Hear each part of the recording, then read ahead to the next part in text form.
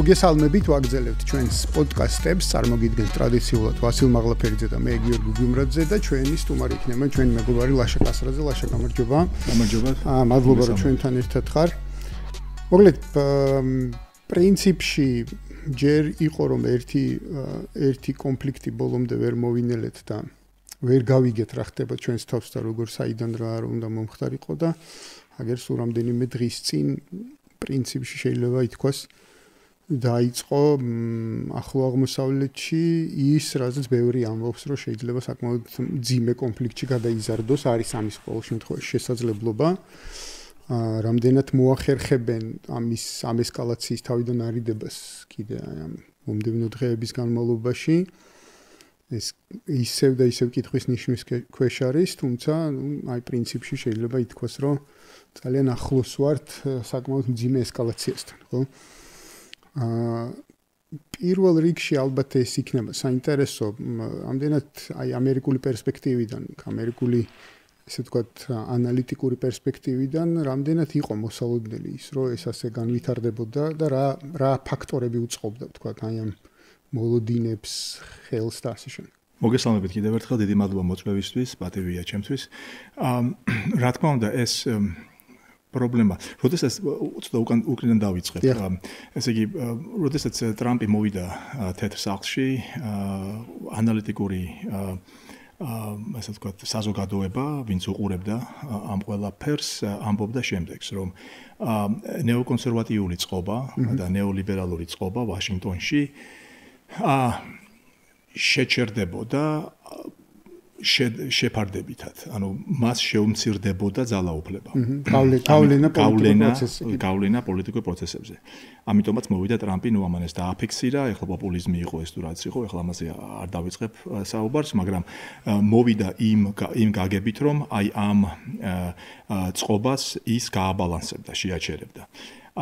მაგრამ ანალიტიკოსებს შორის, პოლიტიკურ მეცნიერებს შორის იყო ესეთი მოსაზრება, რომ რუსეთ-უკრაინას ნეოკონსერვატიული წყობა მეტნაკლებად წყობას ის ესე იგი ის გაუწევდა წინააღმდეგობას, ხოლო ახლო აღმოსავლეთში არსებულ პრობლემებს ტრამპი ვერ გაუწევდა წინააღმდეგობას. და ეს ორი გაყოფა ხდებოდა სტრატეგიული ანალიზის, სადაც ესე იგი აი ეს ძლიერი ნეოკონსერვატიული ტრადიციული წყობა ნატანიაჰუს და ისრაელის ასე ვთქვათ ბიბი ნატანიაჰუს მეშვეობით არ ჩამოაცილებდა და არ შეუმსუბუქებდა ტრამპს იმ წნევას, რომელსაც ისრაელის ინტერესების განხორციელება ჰქვია. მიუხედავად იმისა, რომ ტრამპი ყოველთვის ვიცოდით, რომ არის ძალიან პრო-ისრაელი და ესე იგი ისრაელის სუვერენიტეტის და უსაფრთხოების გარანტორი. მიუხედავად ამისა, ტრამპი არ არის ის პრეზიდენტი, რომელსაც გამფართოვებლებს ვეძახით ჩვენს, სადაც ეს ლიბერალური ინტერნაციონალიზმი, რაც გვახსოვს აქამდე და ეს ნეოკონსერვატიული ესეთი აგრესიას ეთანხმებოდეს. ხო, ფუნდამენტალურად განსხვავებულია. მთელი მისი ინსტინქტი არის ის, რომ ომებს ამერიკა შეეშვას და გამოეყოს აი ამ ომებს და დაბრუნდეს ამერიკას სახლში, ჭყალებში.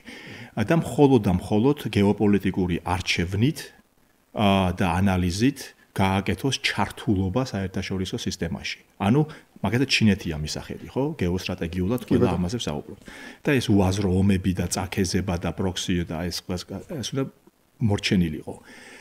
ფაქტი არის ის, რომ ეს ვერ გააკეთა 50-50-ზე რომ გავყოთ მაგალითად რუსეთი, უკრაინა და რო ავიღოთ ისრაელი, პალესტინის კონფლიქტი და ისრაელი, რა თქმა უნდა, ირანი, ხო? ვერაფერი ვერ გააკეთეს ამ ხრივ და ის აი დღე ხედავთ, როგორ ექცევა აი ამ სისტემის ქვეშ. ეხლა ის ძალიან ცუდ სიტუაციაშია, შიდა პოლიტიკური გაგებით, იმიტომ რომ ჯერ ესეთი პუტინს და რუსეთს და უკრაინას შორის ვერ ზძელკა ხო ესე ვთქვათ ეს deal რომ მოწონს აი ეს ვერ გააკეთა რა თქმა უნდა ვერ გააკეთა იმიტომ რომ ფუნდამენტალურ ნაციონალ სახელმწიფო ინტერესებთან გვაქვს საქმე და მას ეს ეგონა რაღაც ესეთი ძალიან მარტივად მოსაგვარებელი საქმე და ეს არ გამოსდის რა თქმა უნდა ეს მას არ მოწონს პირადული ego ესე იგი ასე ვთქვათ პირადული ego მიიღო დარტყმა მისმა და აქედან გამომდინარე ვერაფერს ვერ შვია მაგრამ ნუ ჩაყლაპოს რაც შეეხება ეხლა ირანს და ამ კონფლიქტს აქაც კი მას ეს არ აწყობს და აქაც ის ჩაითრია აი ამ ძალებმა. ეხლა კონსპირაციული თეორიების ეხლა შტატებში ესე არ უყურებთ ჩვენ ამას, მაგრამ რა თქმა უნდა ვაშინგტონში შიდა არსებული პოლიტიკური ძალებს აქ ამაზე გავლენა, ამაზე ორი აზრი არ არსებობს. ეხლა მეცნიერულად ამას დაამტკიცებთ ვერ ვინც იცის ისტორიას საგარეო პოლიტიკის ამერიკის, იცის რომ აი ეს წყობა არსებობს. ნებისმიერ სახელმწიფოს აქ ეს წყობა, ხო? თვითონ მიერშაიმერის ამბობს ამას და აღიარ დასამალეთ არაფერი არ არის, ხო? თქვა რას ეძახიან ამას? Deep State ეძახიან. ხო და აი ეს კონტროვერსიული ფრაზა, რომელიც ესე იგი Deep State, ხო? არის ყველას გამოიყენებენ, ჩვენთან გახდა რაღაცა თითქოს თითქოს ახლა ნაუტილუსზე და წყალქვეშა გემზე ლაპარაკობენ და ის ლაპარაკობენ რომ საიდან მოიტანეთო თითქოს ჩვენ გამოვიგონეთ. თითქოს ჩვენ გამოვიგონეთ. მოდი ესე ვთქვა Deep State-ი თუ არ გაქვს სახელმწიფო. ეხლა ჩვენ როგორც უყურებთ ამას, ჩვენ მოგწონს არ მოგწონს ეს საკითხი თემაა, მაგრამ იქ ზიანი იდეოლოგი დაარქვი ან წმინდა სისხლის პატრიოტი დაარქვი და მნიშვნელობა. იმას უნდა გარკვეული ხედვა საკუთარი რესპუბლიკისთვის. და მორჩა ამას ახორციელებენ. აი ხა ტრამპი არის ძალიან პოლიტიკურად ესე ვთქვათ awkward რო იტყვიან ხო, ესეთ არაკომფორტაბელურ სიტუაციაში. ერთი მხრივ არც ის უნდა რომ ირანთან დაძაბულიყო სიტუაცია, იმიტომ რომ მას აბსოლუტურად გააზრებული აქვს ეს რას ნიშნავს. მეორე მხრივ გარშემორტყმულია მაინც ამ ნეოკონსერვატიული ძალებით და ვერ უმკლავდება. როგორც პირადად მას ეს არ უნდოდეს, ხო? ვერ უმკლავდება სისტემურად ჯერჯერობით ესე ჩანს.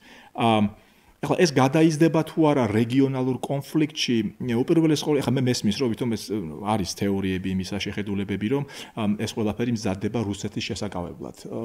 ნაწილობრივ ეთანხმები ამას, იმიტომ რომ ეს ყველაფერი უპირველეს ყოვლისა მაშინ ეს მოსაზრება აგდებს შემდეგ ანალიზის ესე იგი საყრდენს, რომ ამას ყველაფერს აკეთებს ისრაელი თავისთვის. ეს თუ გამოგრჩა, მაშინ ეს ამას ვერ გამოგრჩა. პირველ რიგში ისრაელი ამას თავისთვის აკეთებს. ზიზღი აქვს ირანის მიმართ. ბუშის დრო რო იყო და ნეოკონსერვატორები რომ მეფობდნენ, პირველი ერაყში რო შევიდნენ, გაგიჟდა ისრაელი, როგორ ვაკეთებთ ამას, რომ ჯერ ირანს დავარტყავთო და იქ ჩეინი და ბუში და ეს ხალხი ყველა ამბობდა რომ მოიცადეო ჩვენ ეს 7 ქვეყნის სია რო იყო, არსებული სია, რომელშიც უნდა შესულიყვნენ და ირანი იყო ერთ-ერთი. ერაყის მერე ირანი და მერე ლიბია და მიყვდებოდა ავრცელებდნენ ესე იგი დემოკრატიას აი ამ არა მარტო ზიზღი, ხო საფრთხის განცდაც არის. ხო, რა თქმა უნდა, ეხლა ეს უპირველეს ყოვლისა, მაგრამ რა არის იცით აბსოლუტურად ვააზრებ იმას, რომ ისრაელი, საქართველოს ჩვენ მეგობარი ხალხები ვართ ისტორიის მანძილზე, რაზეა საუბარი, მაგრამ წმინდა პოლიტიკური მეცნიერებიდან რო შეაფასო, გეოპოლიტიკურად შეაფასო, ისრაელი ყველაზე ძლიერი სახელმწიფოა რეგიონში. მას საფრთხე წმინდა გეოპოლიტიკური თვალსაზრისით, ანუ სახელმწიფო გაქრობა. იმას უზარმაზარი თავდაცვის ჯერ ესეთი ამერიკა იცავს და მე ბირთვული იარაღი აქვს, ატომური იარაღი აქვს, რომელზეც ლაპარაკი არ შეიძლება. და აქ უკვე საუბარი იმაზე, რომ უსაფრთხოებას განიცდის ისრაელი ირანისგან. ეს არის მოკლებული ლოგიკას და ფაქტებს. გამორიცხულია, რომ ირანმა ისეთი ესეთი viral national security რასაც ქვია, ხო ეს ფუნდამენტალური სახელმწიფო ინტერესები ხელყოს და ანუ გაანადგუროს ისრაელი. ისრაელს თავისი სახელმწიფოს განადგურება არ ესახება, არ ემუქრება ირანისგან. ეს არის რეტორიკა, ხო, დაუშვათ. ამიტომ ის რომ აბსოლუტურად, ესე იგი, ყველაფერს თავი დავანებოთ, მარტო ამერიკა დაიცავს. და რომ გავანებოთ თავი იმას, რომ ამერიკის მიერ მიწოდებული იარაღი, რომელსაც და თავიანთი სადაზვერვო ძალიან გამოცდილი სფერო, რომელიც მათ ხო მოსადიდან დაწყებული და ბევრი სხვა და ამერიკის დახმარებით. ამიტომ აქ საუბარი არის იმაზე, რომ ირანმა ვერ შექმნას ბირთვული იარაღი. აი აქ არის საქმე, რომ ირანი ბირთვული იარაღის გარდა, ბირთვული იარაღი ირანს რო კონდეს, ირანს ვერ გაუბედავდნენ იმას, რასაც ახლა აკეთებენ. ისე როგორც ჩრდილო კორეას ვერ უბედავს იმას, ხო, მაგრამ კადაფის ბირთვული იარაღი გაანებებინეს თავი, ხო? ანუ არ შეაქმნებ გივაპი გაუკეთა. კადაფა დათმო საკუთარი რაც მოვიდა ყველამ ნახეთ, ხო? ბირთვული იარაღი არის ეს ზე იარაღი, რომ ამა თუ იმ სახელმწიფოს გაუჩნდა, იმას აი ეს დასავლური, ხო, აი ეს რა ქვია მას დემოკრატიული რა ქვია მას მშვიდობის თეორია ვერ შეეხება. დემოკრატიული მშვიდობის თეორია, რომელიც ამბობს, რომ თუ დემოკრატიები გაჩნდა, რაც უფრო მეტი დემოკრატია იქნება მსოფლიოში, ამერიკა მოითქვავს სულს, იმიტომ რომ ომები აღარ იქნება. მაგრამ ამ თეორიის უკან რაც არის, ვიცით, ხო, მიყვება იმ რეჟიმების გადატრიალებას, რომელსაც ქვია ეს, რა ვიცი, მოზადეგიდან რო დავიწყოთ, დღემდე მოსული ბრწყინვალე კვლევა ჩაატარა ხა ლინზი ორურკმა, ახალგაზრდა ქალბატონმა, რომელიც მიერშაიმერის ქვეშ გააკეთა კვლევა და ძალიან დეტალურად არის აღწერილი საიდუმლო და პირდაპირი გადატრიალებების მცდელობები ამერიკის, ხო? ციფრები დამავიწყებ, მგონი 46-ია ცივი ომიდან დაწყებული, რაღაც 80-იან წლებამდე დამთავრებული 46 თუ 48 გადატრიალების მცდელობა აქვს წარმატებული, ხო? ამიტომ ეს არის ხელწერა შეერთებული შტატების და ის რომ ჩვენ საუბრობთ იმაზე, რომ მაგალითად ირანი, ესე იგი, ბირთვული იარაღის გარეშე წარმოადგენს ეგზისტენციალურ მუქარას ისრაელისთვის, ეს პრინციპში შტატებში ეს მიუღებელია სერიოზული ხალხისთვის. ახლა გააჩნია ნეოკონსერვატიული, ნეოლიბერალური წყობა, რა თქმა უნდა, ამბობს, რომ ჩვენ, მაგრამ ასევე მესმის ისიც, რატომ არ უნდა, ანუ რაციონალურია, ხო, სახელმწიფო, ეს ცალკე თეორიაა, ხო? რაციონალურად მესმის ახლა ბიბი ნეტანიაჰუს, რატომ არ უნდა, რომ ირანი იყოს ბირთვული. ხო? მაგრამ ბირთვული რო გახდეს ირანი, ირონია ის არის, რომ სტაბილურობა ჩამოყალიბდება. იქ არ იქნება ომი, გესმით? და ჩამოყალიბდება ბირთვული იარაღისგან გამოწვეული სტაბილურობა. შეიძლება ასე ვთქვათ, რომ ბირთვული ირანი არის რაღაცა თვალსაზრისით ამერიკის ჰეგემონიის აბსოლუტური დასასრული. ანუ რაც გულისხმობს, მე მგონია, რომ აი მიუხედავად იმისა, რომ არიან ადამიანები, ვინც ამბობენ, რომ რუსეთის შესაკავებლად ხდება ირანში პროცესი, ხო?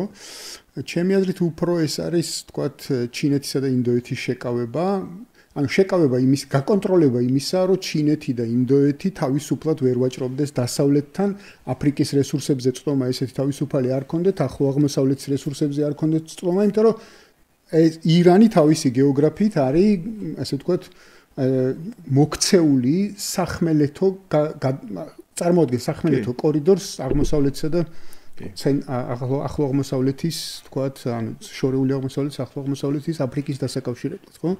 და ამის გაკონტროლება რეალურად ნიშნავს, რომ აი ამ, ვთქვათ, მზარდი ეკონომიკების თავარი ოპონენტების, ასე ვთქვათ, გეოპოლიტიკურ ჭიდილში მათი ეს ტრანზიტების გაკონტროლებას გულისხმობს და თუ ირანი გახდება ბირთვული, შესაბამისად ეს კონტროლის თემაც დასრულდება, ხო? კონტროლის ურთიერთობა არ შეწყდება. მე ვფიქრობ, რომ სტაბილურობა, ბირთვული სტაბილურობა თუ ჩამოყალიბდა, ბავშვი ირანმა შექმნა. შესაძლოა ამბობენ იმასაც, რომ გარდაუვალია ირანის შექმნის ამ იარაღს, თუ სტრატეგიაში ეს დევს. რაც არ უნდა დაბომბოდა, რაც არ უნდა ეს ხო, ანუ capacity აქვს. Capacity ამას არ შეეშვება. მოდი ესე ვთქვათ მარტივად. უბრალოდ შეიძლება გადაიტანო ეს. მაგრამ თუ შექმნა და რო შექმნის სტაბილურობის ხარჯზე მე არ ვფიქრობ, რომ რაღაცა ბლოკადა მოხდეს რეგიონალური დასავლეთთან ხო, არა, პირიქით, მაგას ვამბობ. ხო, ეს გაგრძელდება ყველაფერი, ევრაზიონიზმი უფრო სტაბილური გახდება. ინდოეთი იქნება ეს, ჩინეთი იქნება ეს, პაკისტანი იქნება ეს, ხო? ჩვეული, იმიტომ რომ ამერიკა ვერაფერს ვეღარ იზავს. იმიტომ მაგას ვამბობ ზუსტად რა, ანუ სანამ არ აქვს ბირთვული იარაღი, მანამდე შეიძლება მისი გაკონტროლება. როგორც კი მას უჩნდება ბირთვული იარაღი, მისი გაკონტროლება ეს მარტივი აღარ არის. რა თქმა უნდა და უკვე ელემენტარული ლოგიკა აქვს ხო ამ ბირთვული იარაღს, რომ ესე იგი თვით განადგურების ლოგიკა შეაკავებს და სტაბილურობა ჩამოაყალიბებს რეგიონში. ანუ აი ეს რეჟიმის ცვლილებები და ის რეჟიმები, რომელიც ჩვენ არ მოგწონს, იმას გავაგდებთ და ჩვენსაც დავაყენებთ, აი ეს მორჩება. და ეს ავტომატურად გამოიწვევს სტაბილურობას. ეხლა რაც შეეხება რუსეთის შეკავების პოლიტიკას, ეს ესე მარტივად არ არის. ეხლა რუსეთი ჩართულია ამ საქმეში, ელაპარაკება ტრამპს, ესეთი ეს უნიშნელოვანესი რაღაცა, პირდაპირი დიალოგი მიდის პუტინს და ტრამპს შორის. არ ყოფილა ეს დიდი ხანი. და ტრამპის შუამავლობაზე საუბრობს ტრამპი. ტრამპი საუბრობს, რომ პუტინის შუამავალი უნდა იყოს. და ეს არაფერი სასერცხვილო არ ყოფილა თურმე, ეს არ ყოფილა რაღაც ხო, ამერიკისთვის რაღაც დაცემა. ანუ წმინდა სახელმწიფო ურთიერთობებს შორის ხდება მოლაპარაკებები. უზარმაზარი მნიშვნელობა აქვს ამას. რაც შეეხება გარშემორტყმას რუსეთის 200 წელია გარშემორტყმას აპირებს ანგლო-საქსონური სამყარო რუსეთის, ხო? მთელი აი ამ მაკინდერის თეორიას რომ მიუყვეთ და ევრაზიონიზმს, ევრაზიის თეორიებს რომ მიუყვეთ, გასაგები ამაში სიმართლე დევს, როგორ არ დევს, მაგრამ ვერ იზავენ ამას, ეს გამორიცხული ამბავია, რუსეთი რჩება, რუსეთმა წერტილი დაუსვა ნატოს, აი ამ აბსურდს, რომელიც ჩვენზე გადაატეხეს ეს ჯოხი გვახსოვს 2008 წელს სამხრეთ კავკასიაში ბევრი მოსაზრებაც იყო იმაზე, რომ ეხავითომ ვისაუბრეთ ჩვენ ამაზეც სომხეთს კაჩავს თავის ტერიტორიაზე დასავლეთი საფრანგეთის სახით, ну ეს კომიკო არასერიოზულია, ეს ანალიტიკურ მონაცემათაც არღის ამაზე საუბარი, როგორც ესეთი. ამიტომ რუსეთი დააკვდება უკრაინას, იმიტომ რომ ეს არის ეგზისტენციალური მისთვის, გამორიცხულია რომ უკრაინა ხელიდან გაუშვას, რა ფორმითაც კი ეს არ უნდა დასრულდეს, ჯერ ესეთი იგებს. ვისაც ეს მოწონს, ვისაც არ მოწონს, მნიშვნელობა არ აქვს, ხო, რეალობა არის ის, რომ დემოგრაფიით, იარაღით, სტრატეგიით, ყველა გაგებით და მით უმეტეს მაშინ, როდესაც ვაშინგტონი არანაირ სერიოზულ არტილერიას არ აწვდის, ხო, ბოლო-ბოლო კიევს, როგორ უნდა მოიგონი არტილერიის. ხო, მეტისა ჰექსეთმა განაცხადა, რომ უკრაინისთვის განკუთვნილი ქობინების გადაიტანენ ახლომოსავლეთში. დიახ, და ჰექსეთმა თავიდან რამოდენიმე თვის წინ რო იყო უსაფრთხოების კონფერენცია, პირდაპირ თქვა, რომ იდეალიზმის ეპოქა დამთავრდა. და ხო, პირდაპირ განაცხადეს ეს და ეს ნიშნავს იმას, რომ 100%-იანად შეასრულებს ტრამპი აი ამ ლოგიკის მიხედვით იმოქმედებს, არ ნიშნავს, იმიტომ რომ მაგალ ხედავთ ირანში რა გააკეთებინეს, ხო? მაგრამ ეს არის ამას საერთო აი კოლგის პრინციპით უნდა შევხედოთ. ფუნდამენტალურად საერთაშორისო სისტემა არის შეცვლილი. ერთპოლუსიანი სამყარო დამთავრებულია და რუსეთი წამოდგა მუხლებიდან. პუტინმა წამოაყენა ეს თუ რაღაც გარკვეულმა სისტემამ ეს საკეთებია. ამაზე ორი აზრი არ არსებობს.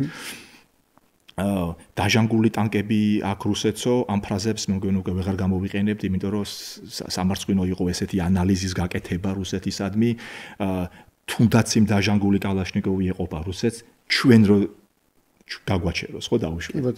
რაზია საუბარი და ყოველ მუხლებზე რო იდგა ორი დაუნდობელი ომი აწარმოა ჩეჩნეთში და შემოატრიალა ჩეჩნეთი თავის გავლენის სფეროში, ხო? ჩეჩნეთს ახლა იქ უკანვინი ედგა ესეც საკეთებია, მაგრამ მოიგერია, მოდი ასე ვთქვათ. კლასიკური, არაეფექტური ომით, ხო, როგორც ჩვევია რუსეთს. მაგრამ ის რო ახლა რუსეთი რაღა დრო ის რუსეთია და ეს ფრაზები რო გვახსოვს, ეს არის ზღაპარი. სწორედ იმას ვერ იტანს დასავლეთი, რომ რუსეთმა გეოსტრატეგიას არა მარტო ალღო-აუღო, არამედ ამ პრინციპში უზარმაზარი წინააღმდეგობა გაუწია უკრაინის საფუძველზე კოლექტიურ დასავლეთს. მიუხედავად მაგისა, რომ მაინც ჩამორჩება ეკონომიკურად, ფულით, განვითარებით, რაზეა ლაპარაკი.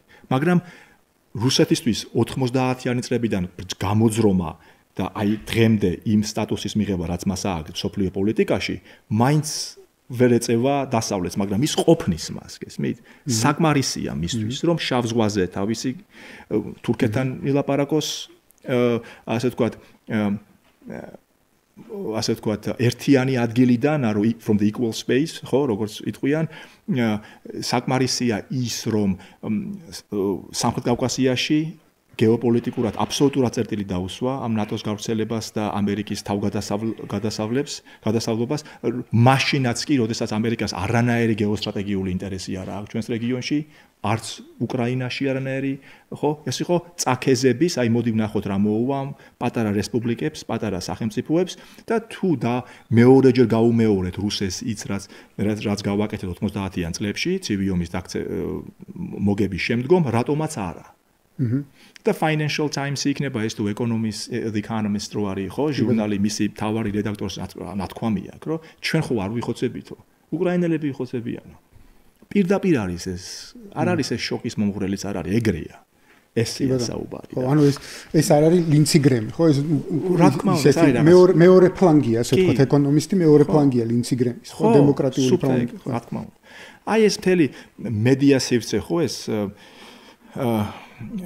მოკლედ კოლექტიური სისტემაა ამაში ჩართული და რა თქმა უნდა დიდი ბრიტანეთი ხა როგორც ყოველთვის გეოსტრატეგიულად რო უჭირდა ამერიკას დაუშვათ უშვებდა აი ეს offshore balancing რასაც ქვია ხო აბალანსებინებდა ინგლისს ევროპას და ბოლო წუთას ერთვებოდა ხოლმე ევროპის კონტინენტზე ევროპა აი გეოსტრატეგიულად სულ დაიქცა პრინციპში ხო აბსოლუტურად პარიზში ბრიუსელში, ლონდონში გააზრებული აქვს ის, რომ არანაირ სტრატეგიულ საფრთხეს რუსეთი არ წარმოადგენს.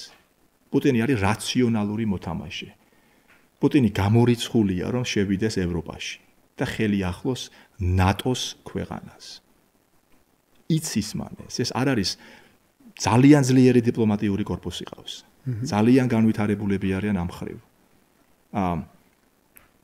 ჩინეთანაც გააკეთა ძალიან ძლიერი პოლიტიკა კი ჩინეთში არის განხეთქილებაში თვითონ შიგნით რომ გვინდა პუტინი რუსეთი თუ არ გვინდა იმიტომ რომ ჩინეთმა იცის რომ დასავლეთის გარეშე ვერ გაკაჩავს ხო მაგრამ სტრატეგიულად იცის რომ რუსეთს გამოიყენებს მშვენივრად რომ დასავლეთთან ბალანსის შექმნას ხო და ეგეთ შენი მულტიპოლარული სამყარო სადაც ერთზე მეტი სამი სახელმწიფო ჩამოყალიბდა და აბალანსებენ ერთმანეთს რეგიონალურად ეხლა რაც ხდება ეს არის ასე ვთქვათ ზუბი უხეშად რო ვთქვათ ისრაელის ირანის მიმართ მაგრამ მე არ უყურებ ამას ისე რომ ეს იყოს რაღაცა სხემა რაღაც გეოსტრატეგიული რაღაც ესეთი გეგმა იმისა რომ თუ რუსეთის შეჩერება ამითი მოხდა პარალელურად მაგრამ ეს არ არის ცენტრალური მიზეზი ხო ლიქუდის პარტიის ეს არის ნატანიაჰუს ბიბის უნდა რომ ირანმა არ შექმნას სხვადასხვა არც რუსეთს უნდა და რუსეთი ამას იყენებდა ბრწყინვალედ ერთი პერიოდი ეხლაც იყენებს ერთი პერიოდი როგორ საჭირო როცა იყო მათრახ კომბალს იყენებდა ირანის ტეჰრანის წინააღმდეგ საჭირო როცა იყო სტაფილოს აძლევდა ხო აი ეს არის ხო კაცო თქვენ კაი რაღაცა ბრძანეთ ახლა ის რომ ორი თემას რო შევეხოთ ერთი რომ ირანის ბირთვულად გადაქცევა სიამოვნებაში არავის არ უნდა ირანის გარდა აი არა სტაბილურობა ხსენეთ და სიამოვნებაში არავის არ უნდა მის გარშემო აი ესე ვთქვათ პოტენციურად ამაში მოკავშირე არ აქვს ეს ერთი მეორე მე იმ საფრთხეს დაუბრუნები რა თქვენ მაინც ისრაელი თქვით რასაკვირველია ისრაელი ყველაზე ძლიერია მაგრამ ისრაელი არის სამხედრო თვალსაზრისით ძლიერი, რასაკვირველია უნდა იყოს, მაგრამ ისრაელი არის უნიკალურ მდგომარეობაში, მსოფლიოში, სიამოვნებაში ეგეთ ქვეყანა არა მარტო არ არის, ისტორიის მანძილზე ვერც მონახავთ, აი რთულია ეგეთ ქვეყანა, იმიტომ რომ როდესაც ეს ისტორიული ბიბლიიდან და ისტორიიდან ვიცით ისრაელის ქვეყანა, ეს იყო ახლო-აღმოსავლეთის ქვეყანა, ჩართული იყო ამ პროცესში. დღეს ისრაელი სწორად ვიდა გამოვხატო არ არის ახლო-აღმოსავლეთის ქვეყანა. მართალია ის იმ ტრადიციებზე ყველაფერზე, მაგრამ ეს არის გარკვეულად დესანტი დასავლეთიდან. ეს არის შეჭრილი, ესე არ იქონს მას ახლო აღმოსავლეთი.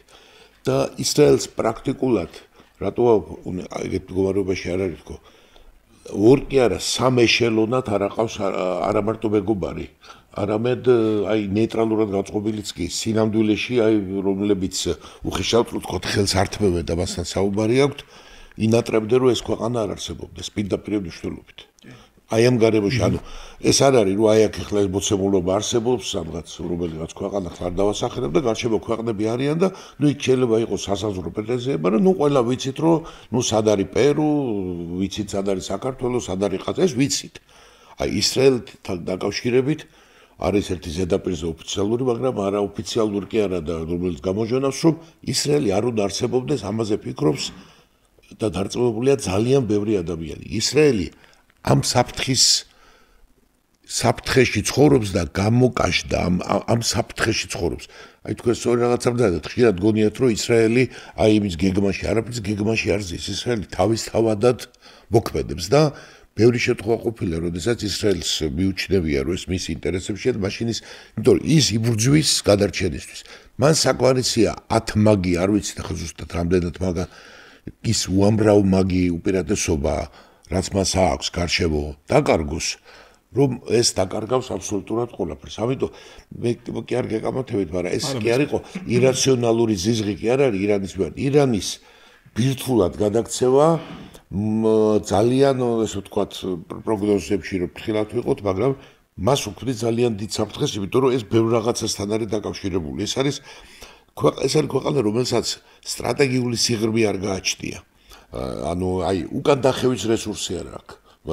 მოგეცემათ ხო? ნუ აი რო იტყვიან 150 კილომეტრია სიგანეში არც კი მგონი ხო ზოგადად და უკან ზღვა არის და გარშემო გარიწერია გასაქცევი არ არის არსად. ამიტომ ის იძულებულია იყოს ამ მდგომარეობაში. და ამიტომაც როდესაც და კიდევ ერთი რამ არის, ისრაელი მოქმედებს აბსოლუტურად რეალ პოლიტიკით.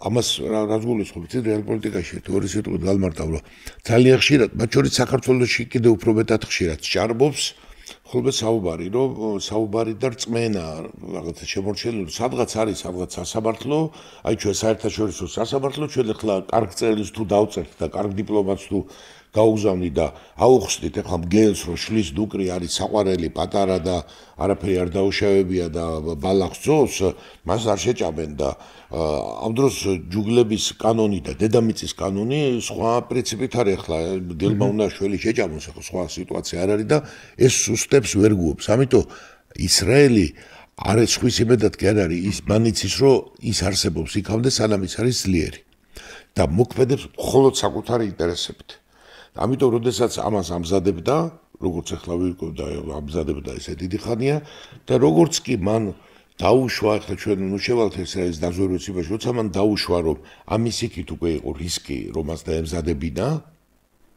დაემზადებინა მან დაიწყო მოქმედება და მეჩვენება შეიძლება მეჩვენება რომ მას ეს დიპლომატიურადაც კარგად ქონდა დალაგებული ეს კი არ ნიშნავს რომ მათი შეასრულა მაგრამ გარკვეულწილად კი რუსეთმა დაგო მაგრამ მას ესე ვთქვათ არ გაუკვირდა უხეშად რომ ვთქვათ და ის არ იყო რომ იტყვიან აი შეშფოთდა მაგრამ არ გადაირი ეს არ იყო იქიდან გამომდინარე რომ ახლა ირანის გულისთვის იქნა აღმოჩნდა რომ ამერიკასთანაც დალაგებული ქონდა იქ დალაგებული ქონდა და ვისაც დალაგებულთანაც დალაგებული არ ქონდა თუ არ ქონდა მოეწოდა მან თქვა რომ ეს მე არ მაინტერესებს მაგ სიტუაცია. თქვენ გახსოვთ ევროპაც უცებ ევროპამ ცოტა სულ ერთი თვე არ არის თუ არ მახსოვს იქ რაღაც გაცხადები კეთდებოდა რომ ჩვენ იქ პალესტინა უნდა ვცნოთ ამას ესპანეთი ამოვიდა მე საფრანგეთმა დაიწყო რაღაც საუბარი ამის მიუხედავად უცებ აიღო და ამას მოსხლიტა და დაამთავრა ისევე როგორც საერთაშორისო სასამართლოს გაგასცემთ ხო ნათანიახუ არ იყო რომ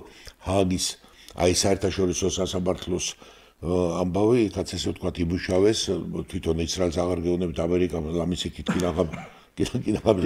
ჰააგის სასამართლო დაიჭირეს რამის ხო ანუ ეს რთულითება და მაინც მე ვფიქრობ რომ იმ განჭვრეტად მომავალში აი აქ უნდა ველოდოთ ბალანსი ხა ის დიდი სტაბილურობა ირანის რო ბრძანეთ თქვენ ალბათ ის ირანის ვერ იქნება ირანი როგორც ჩანს სხვადასხვა არავითარ რომ დაწერე ამას რომ დაარქვეს ამ ოპერაციას ქართულად ალბათ პროფესორი იქნება გამოგვიძებული ლომი, ნუ ბიბლიის იმით არის ეს ხო ის არ არის აღმავალი ლომი, რომელსაც ჩვენ თან წერე აღმავალი ლომი არაფერს არ ნიშნავს, მაგრამ ეს ნიშნავს, რომ მან ზუსტი ის მიაწოდა ახლა ბიბლიაც იციან ისრაელში და მან თავის მოქალაქეებს გაუგზავნა გზავნილი და მსოფლიოს, იმ მსოფლიოს, რომელსაც წიგნი აქვს საკითხული და იცის რას ნიშნავს ტერმინი ეს. მან ნიშნავს, რომ ამას მე ბოლომდე მივიყვანა. აი ეხლა რაღაცა გარკვეული, ნუ 10 წლეულით იქნება თუ 15 წლეულით, ირანს არ უდგას გარემოზე, იმიტომ რომ ამას ესე ვთქვათ შეაფერხებს. ეხლა მე გეთახვით ირანი 3000 სლოვანი მეტი უძველეს სახელმწიფოა, ხო, მსოფლიოსი და ის ასაკურე თავის სტრატეგიულ ბიზნესს ესე ვთქვათ არ მოიშლის, ის ბუდმივად წავა და ეხლა ის ამბები რომ ეხლა ირანი გაქრება და ეს პროგნოზები ეხლა ეს ბავშვობაა, იმიტომ რომ ირანს თავის არსებობა დამტკიცებული აქვს, არავის წინაშე არ ჭირდება ხმის დამტკიცება, მაგრამ ის რომ ირანი უახლოესი 10-15 წელიწადი ჩვენ სხვაგვარი სტაბილურობას უნდა ველოდოთ, აი რაღაც კემპ დევიდის რაღაც მაგვარს ხო ახალს, იმიტომ რომ ცით რა არის პირველ დღეს იყო აღტაცებული არა ხა რაკეტა და ბალისტიკას უნდა გაუწიო ანგარიში, იმიტომ რომ არ გაუწევდა მოფრინავს როგორც აღმოჩნდა და მანდ უკვე დიდი უპირატესობა აქვს. მანდ არის მთელი ამბავი, ანუ მაგალითად მანდ ერთი მომენტია რა. ხო და რატო ჩვენთვის რატო ერთი ბოლო წელიწადი ჩვენ მაინც აი აქ უნდა დავინახოთ ეს რეგიონი აი ამ 10-15 წელიწადი. არა, რა თქმა უნდა.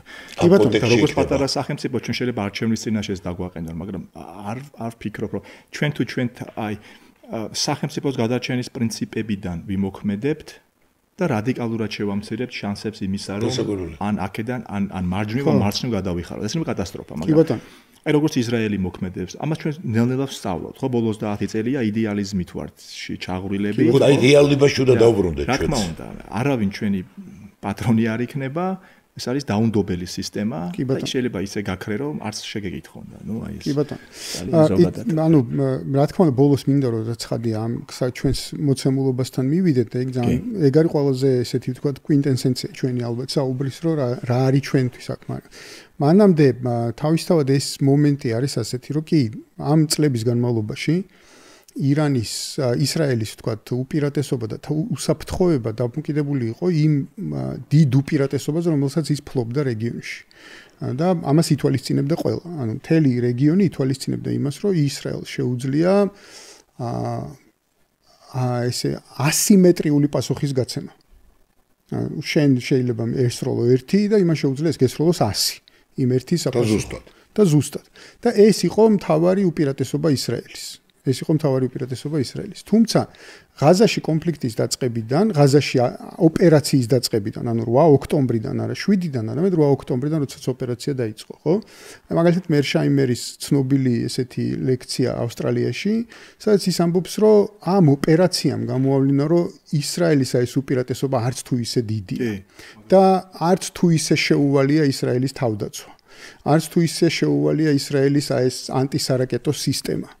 რომელიც აჩვენა წინა შემთხვევამ, არა ამ ამ დაწყებულმა მიმოცვლამ რაკეტების, არამედ ამბობ პირველი დარტყმარებულმა. ჰამასზე, ხო, მაგრამ არა, მე ვამბობ აი ირანმა და ისრაელმა რო პირველი ისენი გაცვალეს, გახსოვს იმაში რა ქვია, დამასკოში ირანის საელჩოზე, საკონსულოზე მიტანილი შეტევის შემდეგ რომ მოხდა პასუხები, ანუ გაცვალეს რაკეტები ერთმანეთში, ხო? ჯერ კიდე მაშინ გამოჩნდა, რომ თურმე შესაძლებელია გარკვეული ტაქტიკით ამ ანტისარაკეტო სისტემის გადატვირთვა, მისი პოტენციალის შემცირება და კონკრეტული ზუსტი დარტყმების მიტანა ისრაელის სამიზნეებზე. შესაბამისად ეს აი ეხლა რასაც აკეთებს ჩემი აზრით ისრაელი არის ძალიან სარისკო თამაში შესვლა, იმიტომ რომ თუ ამერიკელები სახმელეთო ოპერაციით არ ჩაერთვებიან ირანში, რაზეც აქვს მე მგონი გათვლა, რომ ეს მოხდება. სხვა შემთხვევაში ძალიან სერიოზული ცუდი შედეგებით დამთავრდება ისრაელისთვის ეს ყველაფერი, იმიტომ რომ თუ ირანის ხელისუფლება, თუ ირანის რეჟიმი გადაურჩა ამ შეტევას, აი ამ იმიტომ თავარი ამბავი რა არის, ირანს ვერ გააკონტროლებ თუ ეს რეჟიმი დარჩა შიგნით, ხო? თუ ამ რეჟიმს კიდე დარჩა პოტენციალი ბირთვული პროგრამის წარმოების. ანუ ორი ძირითადი ამოცანაა. ერთი რომ ბირთვული პოტენციალი უნდა გაუნადგურო, მინიმუმი, პროგრამა მინიმუმი ეს არის, რომ ვეღარ აკეთებდეს ამ პროცესს, საერთოდ ვერ ამდიდრებდეს ურანს. და მეორე ამოცანა არის, რომ გრძელვადიანი, ესე ვთქვათ, კონტროლისთვის სისტემა შეცვალო, რეჟიმი შეცვალო. თუ ამ მომრამოცანას ვერ მიაღწია ამ საჰაერო დარტყმებით, მაშინ სერიოზული პრობლემის წინაშე ხარ, იმიტომ რომ ზუსტად ერთ თვეში შეიძლება ირანმა თქვას, რომ მას ბირთვული იარაღი აქვს. თუ ის ამას გადაურჩა, თუ მან პოტენციალი შეინარჩუნა და ძალაუფლება შეინარჩუნა, მას შეუძლია ერთ თვეში გითხრას, რომ მას აქვს ქობინა და უკვე იცი რომ ამ ქობინების მიტანის საშუალებები. თქვას თუ გააკეთოს ეს. ეს თქმა უკვე დამტკიცება. ანუ სულ მცირე შეგიძლია აი ამ რა ქვია საერთაშორისო ორგანიზაციის წარმომადგენლები დაპატიჟო შენთან ქვეყანაში და აჩვენო. სულ არ უნდა ამას გამოცდა, ხო? ანუ სადმე აფეთქება და ასე შემდეგ, როგორც ხდება ხოლმე, ანუ მე რაც ვერ მივხვდი ახლა ეს რისკი დაშვებისკენ მივდივართ, რომ ანუ საფრთხეში მდგომარეობს, რომ ირანს აქვს ახლა ბირთვული ქობინა და არა, ეხლა მე მგონი არ აქვს. ამ ცოტა შეიძლება არ მგონი არ აქვს, მაგრამ აქვს ძალიან სერიოზული პოტენციალი კონდეს. და თუ ამას გადაურჩა, ეხლა აი ამ ზეწოლას თუ გადაურჩა, მაშინ ირანისთვის დგება მოცემულობა, სადაც უბრალოდ არ ქონა უკვე აღარ შეიძლება, აღარ დაიშვება. რთული თემაა, ბერატო, ვიცი რომ ჩვენ არ აგვაქვს ინფორმაციები, საერთოდ გვექნება, მაგრამ ეს დაზვერვების თემა კერძოდ რა სტადიაში იყო, როგორ იყო, უნდა რა იყო იქ, ბევრი საკითხია, ირანს უნდა ქონოდა, იგივე საკითხია, ხა ირანი მარტო ამას ვერ შეძლებდა, რუსეთი რამდენად იყო დაინტერესებული ამ ქობინით, მაგრამ ისრაელის შეტევა კიდევ ერთი რამეა, რომ ირანს ჩვენ ნახეთ რა თავის დროზე საქართველოში იყო ძალიან ძლიერი აღმოსავლეთმცოდნეობის ინსტიტუტი, რომელმაც ეს ყველაფერი ცოდა. ჩვენ ახლა ჩვენ საუბრობთ და ფრთხილად ვართ ამ თემაზე, მაგრამ ძალიან ცოტა რამე ვიცით ჩვენ ირანის შიგნით მიმდინარე პროცესებზე. სხვა შორის ვერც გარედან ვერ შვებით. ეს ისედაც რომ დახურული ქვეყანაა და როგორც ყველა ქვეყანაში აქ არის თავის ქვედადინებები, ეს არის დიდი კულტურის ქვეყანა, დიდი ცივილიზაციის ქვეყანა, დიდი წინააღმდეგობის ქვეყანა, ვიცით ეს როგორ შეიცვალა თავის დროზე, ის არ იყო მარტო შახი და შეცვლა, ეს ძალიან საერო ქვეყანა იყო, გადავიდა, იქ არის თავისი ალბათ საპროტესტო განწყობები, პერიოდულად გამოდის ხოლმე და როდესაც ეს ამ წყობას ახლა შიგნიდანაც პრობლემა გაქამდე ის თვითონ იდეოლოგიურადაც მძიმე დარტყმა არის ირანისთვის ეს დიწილად მაგაზე იყო გათვლილი ისრაელის ქმედება, იმიტომ რომ დარტყმის შემდეგ გამოვიდა ნეთანიაჰუ და მოსახლეობას მოუწოდა რომ გადააყენეთ თქვენ მთავრობა, ანუ პრინციპში თქვენ არ გერჩითო, თქვენს რეჟიმს ვერჩიო, ანუ რეალურად გათვლა იმაზე იყო რომ დავარტყავთ და შიგნით გამოვიწოდეთ. ხო, ჯერ არ დამთავრებულა პროცესი. ჰამასაც იგივეს ამბობდნენ. აი ეს decapitation ასაც ქვია ხო თავის მოჭრა რეჟიმის. ანუ დაასრულო, ხო, რომ მიდიხარ რაღაც ოპერაციას ატარებ სამხედროს და უნდა შენი გეგმა შეასრულო. ეს თუ ვერ მოხდა, აი გიორგის დავეთანხმები ამას და რომ არა, ხო ეს ჩვენ ეს თუ ვერ მოხდა, ნუ თუ მაგრამ შეერთებული შტატების გარეშე ვერ მოხდება ამაზე. ხო, მაგის კითხვა მინდოდა ახლა ზუსტად, რომ ანუ ამერიკა ისრაელი გამოჩნდა როგორც აი ეს ესეთი რეგიონში ესეთი ყველაფრის უძლიერესები არის, რაზეც საუბარ ძალიან ძლიერია, მაგრამ ამერიკის შეერთებული შტატების ხარჯზეა ძლიერი, ძირითადად წუთნა რა ქვია მას საიდუმლო სამსახური, იარაღის მიწოდება, ინფორმაცია, რა თქმა უნდა, ხო? გააჩაღებს თუ არა ის ექსტრატერიტორიულ ომს, ხო? სუვერენულ სახელმწიფოში და ტოტალურ მოგებას მიაღწევს თუ არა, ეს კიდე კითხვის ნიშნის ქვეშ არის. დასაკვირველია, მან 200-ზე არ არის, მე სახელზე აი აქ უკვე ის ეცდება რომ ჩაითრიოს ვაშინგტონი. მე სახელზე რატო გავაბახვილა ყურადღება. სახელი ხა გადამწყვეტი კი არ არის ოპერაციისთვის, მაგრამ ასახავს თუ ზუსტად არის დარქმეული, ასახავს მიზანს. ხო. და მაგალითად აი ქართველისთვის, როცა ნუ პირობითად, როცა ქართველი ვამობთ და ნუ ისტორია ვინც ვიცით, ვაუბრობ, ეს არის დიდგორი, აქ გულისხმობთ, რომ ეს არის გადამწყვეტი ბრძოლა, უკან ჩაკეტილია, ჩვენ სხვა გზა არ აქვს, ხო? აი დაახლოებით აი, როდესაც ეს სახელი დაარქვეს, მათ გამოღვიძებული ლომი, ეს სწორედ ამან თქვა, რომ მე ამას ბოლომდე მივიყვან, გოროტებას დავთრგუნა, მათ უთხრა, მაგრამ თუ ეს არის შეცდომა და თუ ლომს თათი გაუწდა, რასაკვირველია ეს არის არა მარტო ეს სწორედ არის ეს საფრთხე, გარდაუვალი საფრთხე, რომელიც დაემუქრება ის მაშინ ეს არის საფრთხე მის არსებობაზე. ძალიანად. ეხლა ჩვენ რაზე გავართ? ეს ორჯერ 2-4-ია, მაგრამ ჩვენ ეხლა ეს მონაცემები ჩვენ ვერ გვექნება. ეხლა ეს აქვს დათვლილი, აწონილია ალბათ ამის აფთიაქის სასწორზე ეს ყველა რისკები და ჯერჯერობით მიდის. რასაკვირველია, ამერიკის დახმარებაც არის ჩართული და არა მარტო ალბათ კიდევ ბევრი სხვა ფაქტორი, მაგრამ ეს ყოველ შემთხვევაში ისრაელმა როდესაც ეს დაიწყო და გათვალა, ეს არ არის უბრალო ოპერაცია. თქვათ რაღაცა იქ რომ დაბომბავს ხოლმე რაღაცას ან ლოკალური. მან ეს ბოლომდე ისე უნდა მიიყვანოს, რომ მინიმუმ 10-15 წელიწადი მინიმუმს გულისხმობ, 10-15 წელიწადი წყობიდან სამხედრო მადა უნდა დაუკარგოს, ესე ვთქვათ. რეჟიმი თუ ვერ გადაატრიალა, მაშინ ეს გაგრძელდება და მერე რას იზავს? ანუ მაშინ უკვე შეერთებული შტატები უნდა ჩაერთოს კიდევ ერთ რეჟიმის გადატრიალების ესე იგი საგარეო პოლიტიკაში. ხო, ოღონდ თან ისე უნდა გავითვალისწინოთ, რომ ეს რეჟიმი არ არის ერაყი. ხო, 90 მილიონიანი ქვეყანა და ბევრად უფრო განვითარებული სამხედრო კი ბატონო. სხვადასხვა გზები დაუჭერს, რომელზეც უკვე ამბობენ რომ რაღაცა რადი არ არის ბარა 10 წელი ედგნენ ერთმანეთს.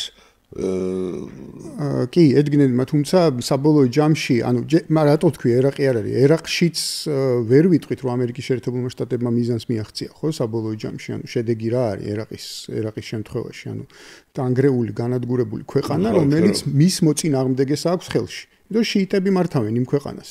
არ მართავენ პროამერიკული ძალები ცალსახად. და მეორე არის სირიაში რა იქნება, არავინ არის ის, ანუ მიზანი მიიღწა თუ არა. ეხლა ჩვენ ესე ვთქვათ, ეს სპეციალისტები ახლო აღმოსავლეთში, ახლა არაბულ სამყაროში ლაპარაკი პროამერიკულ ძალებზე, ეს არის ესე ვთქვათ. ნუ რატო იორდანია არის? შეიძლება მონახო, მაგრამ ეს არის არა მთელი სულ იორდანია არის ეგეთი და ჰანიბალის ფიცი რომ კართაგენში რო გეძებდა პრორომაულად განწყობილი შეიძლება კი გებოდა ხა ერთი ორი ერთი ელემენტი შემოვიდა რამდენად შეიძლება და სადამდე შეიძლება ამერიკის შეერთებული შტატები ჩაერიოს ამ კონფლიქტში ხო ანუ გასაგებია რომ იარაღს მიაწვდის აწვდის კიდევ საკუთრებით ინფორმაციას აწვდის სადაზვერვო ინფორმაციას თქვა სატელიტური ინფორმაციას აწვდის საინტერესო იყო სხვადასხვა მასკის განცხადება რომ ინტერნეტი რო გათიშეს ირანში სტარლინკი ჩავრთეოდა ხელმისაწვდომი გახდა ანუ სტარლინკი რეალურად ირანელებისთვის ინფორმაციის მიღების საშუალება ხო არ არის სტარლინკი პირიქით თქვა ამერიკის დაზვერვისთვის ინფორმაციის მიღების საშუალება ხო ესე რომ შევხედოთ ამ თემას სტარლინკის ამუშავება იქ ნიშნავს რომ ინფორმაციის ამოღებას ადგილიდან სადაც ინტერნეტი არ მუშაობს ამ წუთას ესე იგი აქედან გამომდინარე ეს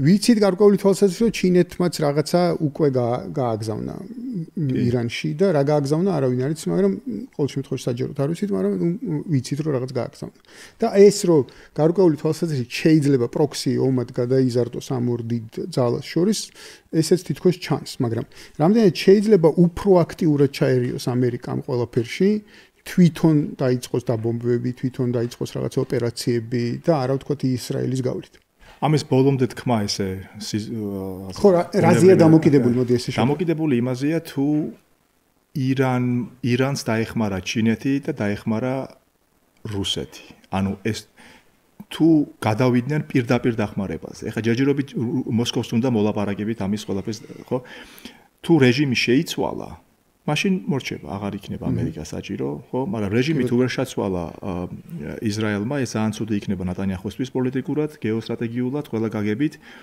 და ამის გაჯანჯღლება ესე ვთქვათ მას არ ჭირდება არ უნდა აი აქ უკვე შეიძლება მიიღოს გადაწყვეტილება ინდოეთის ზღვაში უკვე ამერიკას დის შეიარაღებას გაგზავნილი აქვს რამოდენიმე ათეული თავისი ესე იგი თვითმფრინავები და სხვა სისტემები იარაღის დამავიწყდა იმ კონსულის სახელი დიდი ბრიტანეთის ქვეშ იყო და აი აქ უკვე იბადება კითხვა ჩდება კითხვა რომ ესე იგი გააგზელებინებენ თუ არა ტრამპს, მაგრამ ლოგიკა უნდა კონდეს ამას.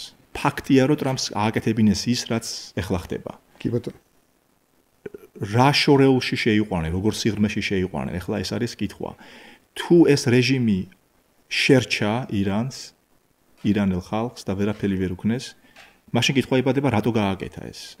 და რა გათვლები ქონდა ისრაელს? ხო არ შეცდნენ. ისე იგივე ლოგიკა მოქმედებს იმაზე, რომ ჰამასის თავი ბოლომდე ვერ მოჭრეს. პალესტინა ბომბეს, ეხლაც რაც მოხდა ყველამ ვიცით და მაინც აღმოკი დახია უკან დაუშვათ შეასუსტა კი ბატონო, მაგრამ ნაციონალიზმმა მოიგო მაგალითად ვიეტნამის ომი. ამერიკას იქ ბრძოლა არ წაუგია, ხო? ნაციონალიზმმა გამოაგდო ამერიკა იქიდან. უზარმაზარი ძალაა ნაციონალიზმი. უზარმაზარი ძალა. 73-ში ირანის რევოლუცია ნაციონალიზმი იყო, როგორც არ უნდა შევხედოთ, ხო?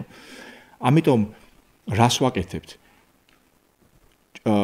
აი ამ მოქმედებით რეჟიმი თუ არ შეცვალეს და მეგობრულად განწყობილი რეჟიმი თუ არ ჩაანაცვლეს დღევანდელი აიატოლები, ხო, იქ რა მოხდება?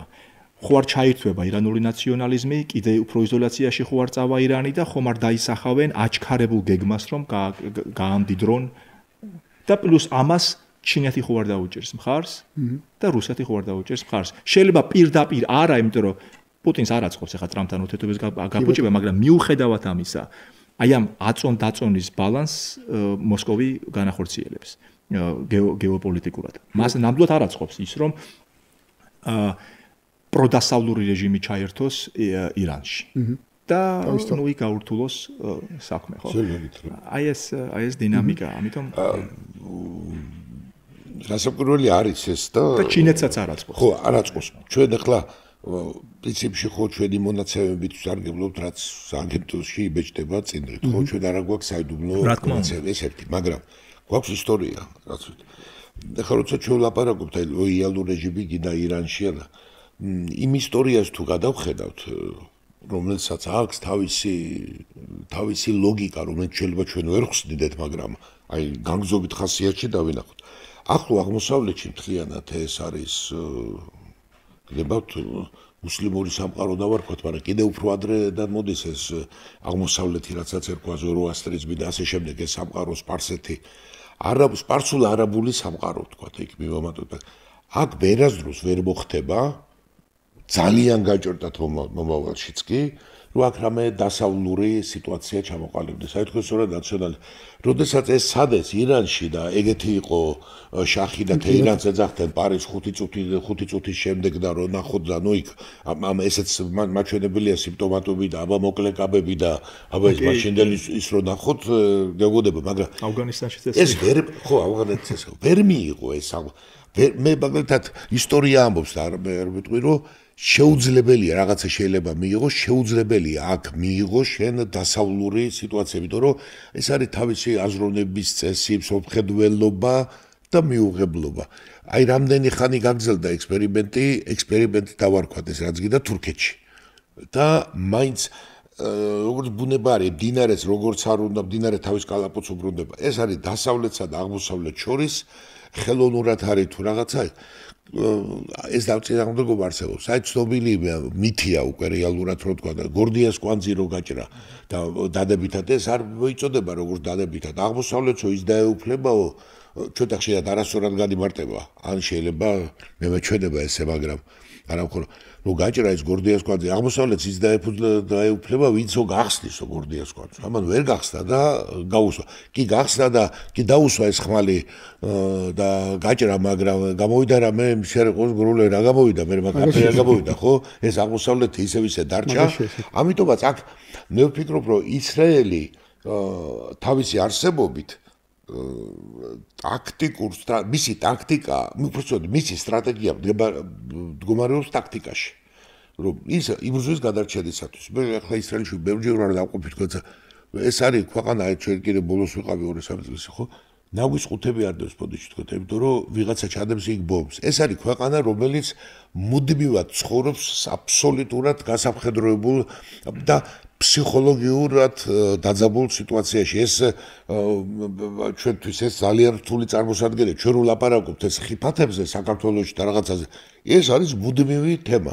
ელოდებიან შიგნიდან ხიფათს, ელოდები ტერაქტს, ელოდები ბომბს და გარედან ელოდები მუდმივად რაკეტას. სხვათა შორის ჩვენ მაინც საქართველოს ხო დავბრუნდებით, არა ვისაუბრებ და ხშირად ვამბობ, რადგან პატარა ქვეყანაა, აი საქართველოს მისაბაძად.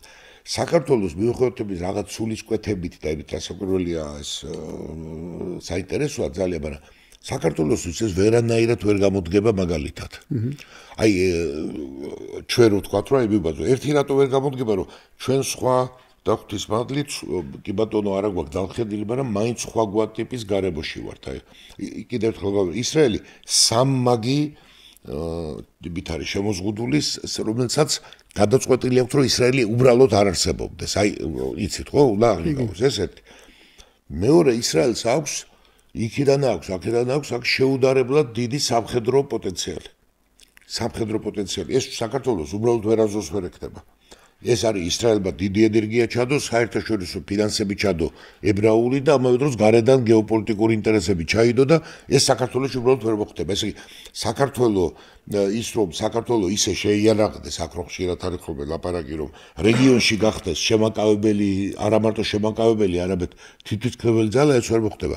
სხვა საქართველოს რომ მიაქცევ ყურადღებას რო შეხედავ აი რა გაქვსო, აი რომ ზოკროზოს რა ჩამოწერილი, ასე გაქვსო, დღიური ხოდა გაყოფილი და თვითონ აქეთ წერდა პლუსებს და აქეთ მინუსებს, ესე იგი იყო და ბევრია ეს არა მაქვს, ეს არა მაქვს, უძოზე რა გადავიდა და ერთი რჩება რომ გონება სკარდა საქართველოს და ფრთხილი მოქცევების გარდა დიდი რესურსი ჩვენ ესე ვთქვათ არა გვაქვს.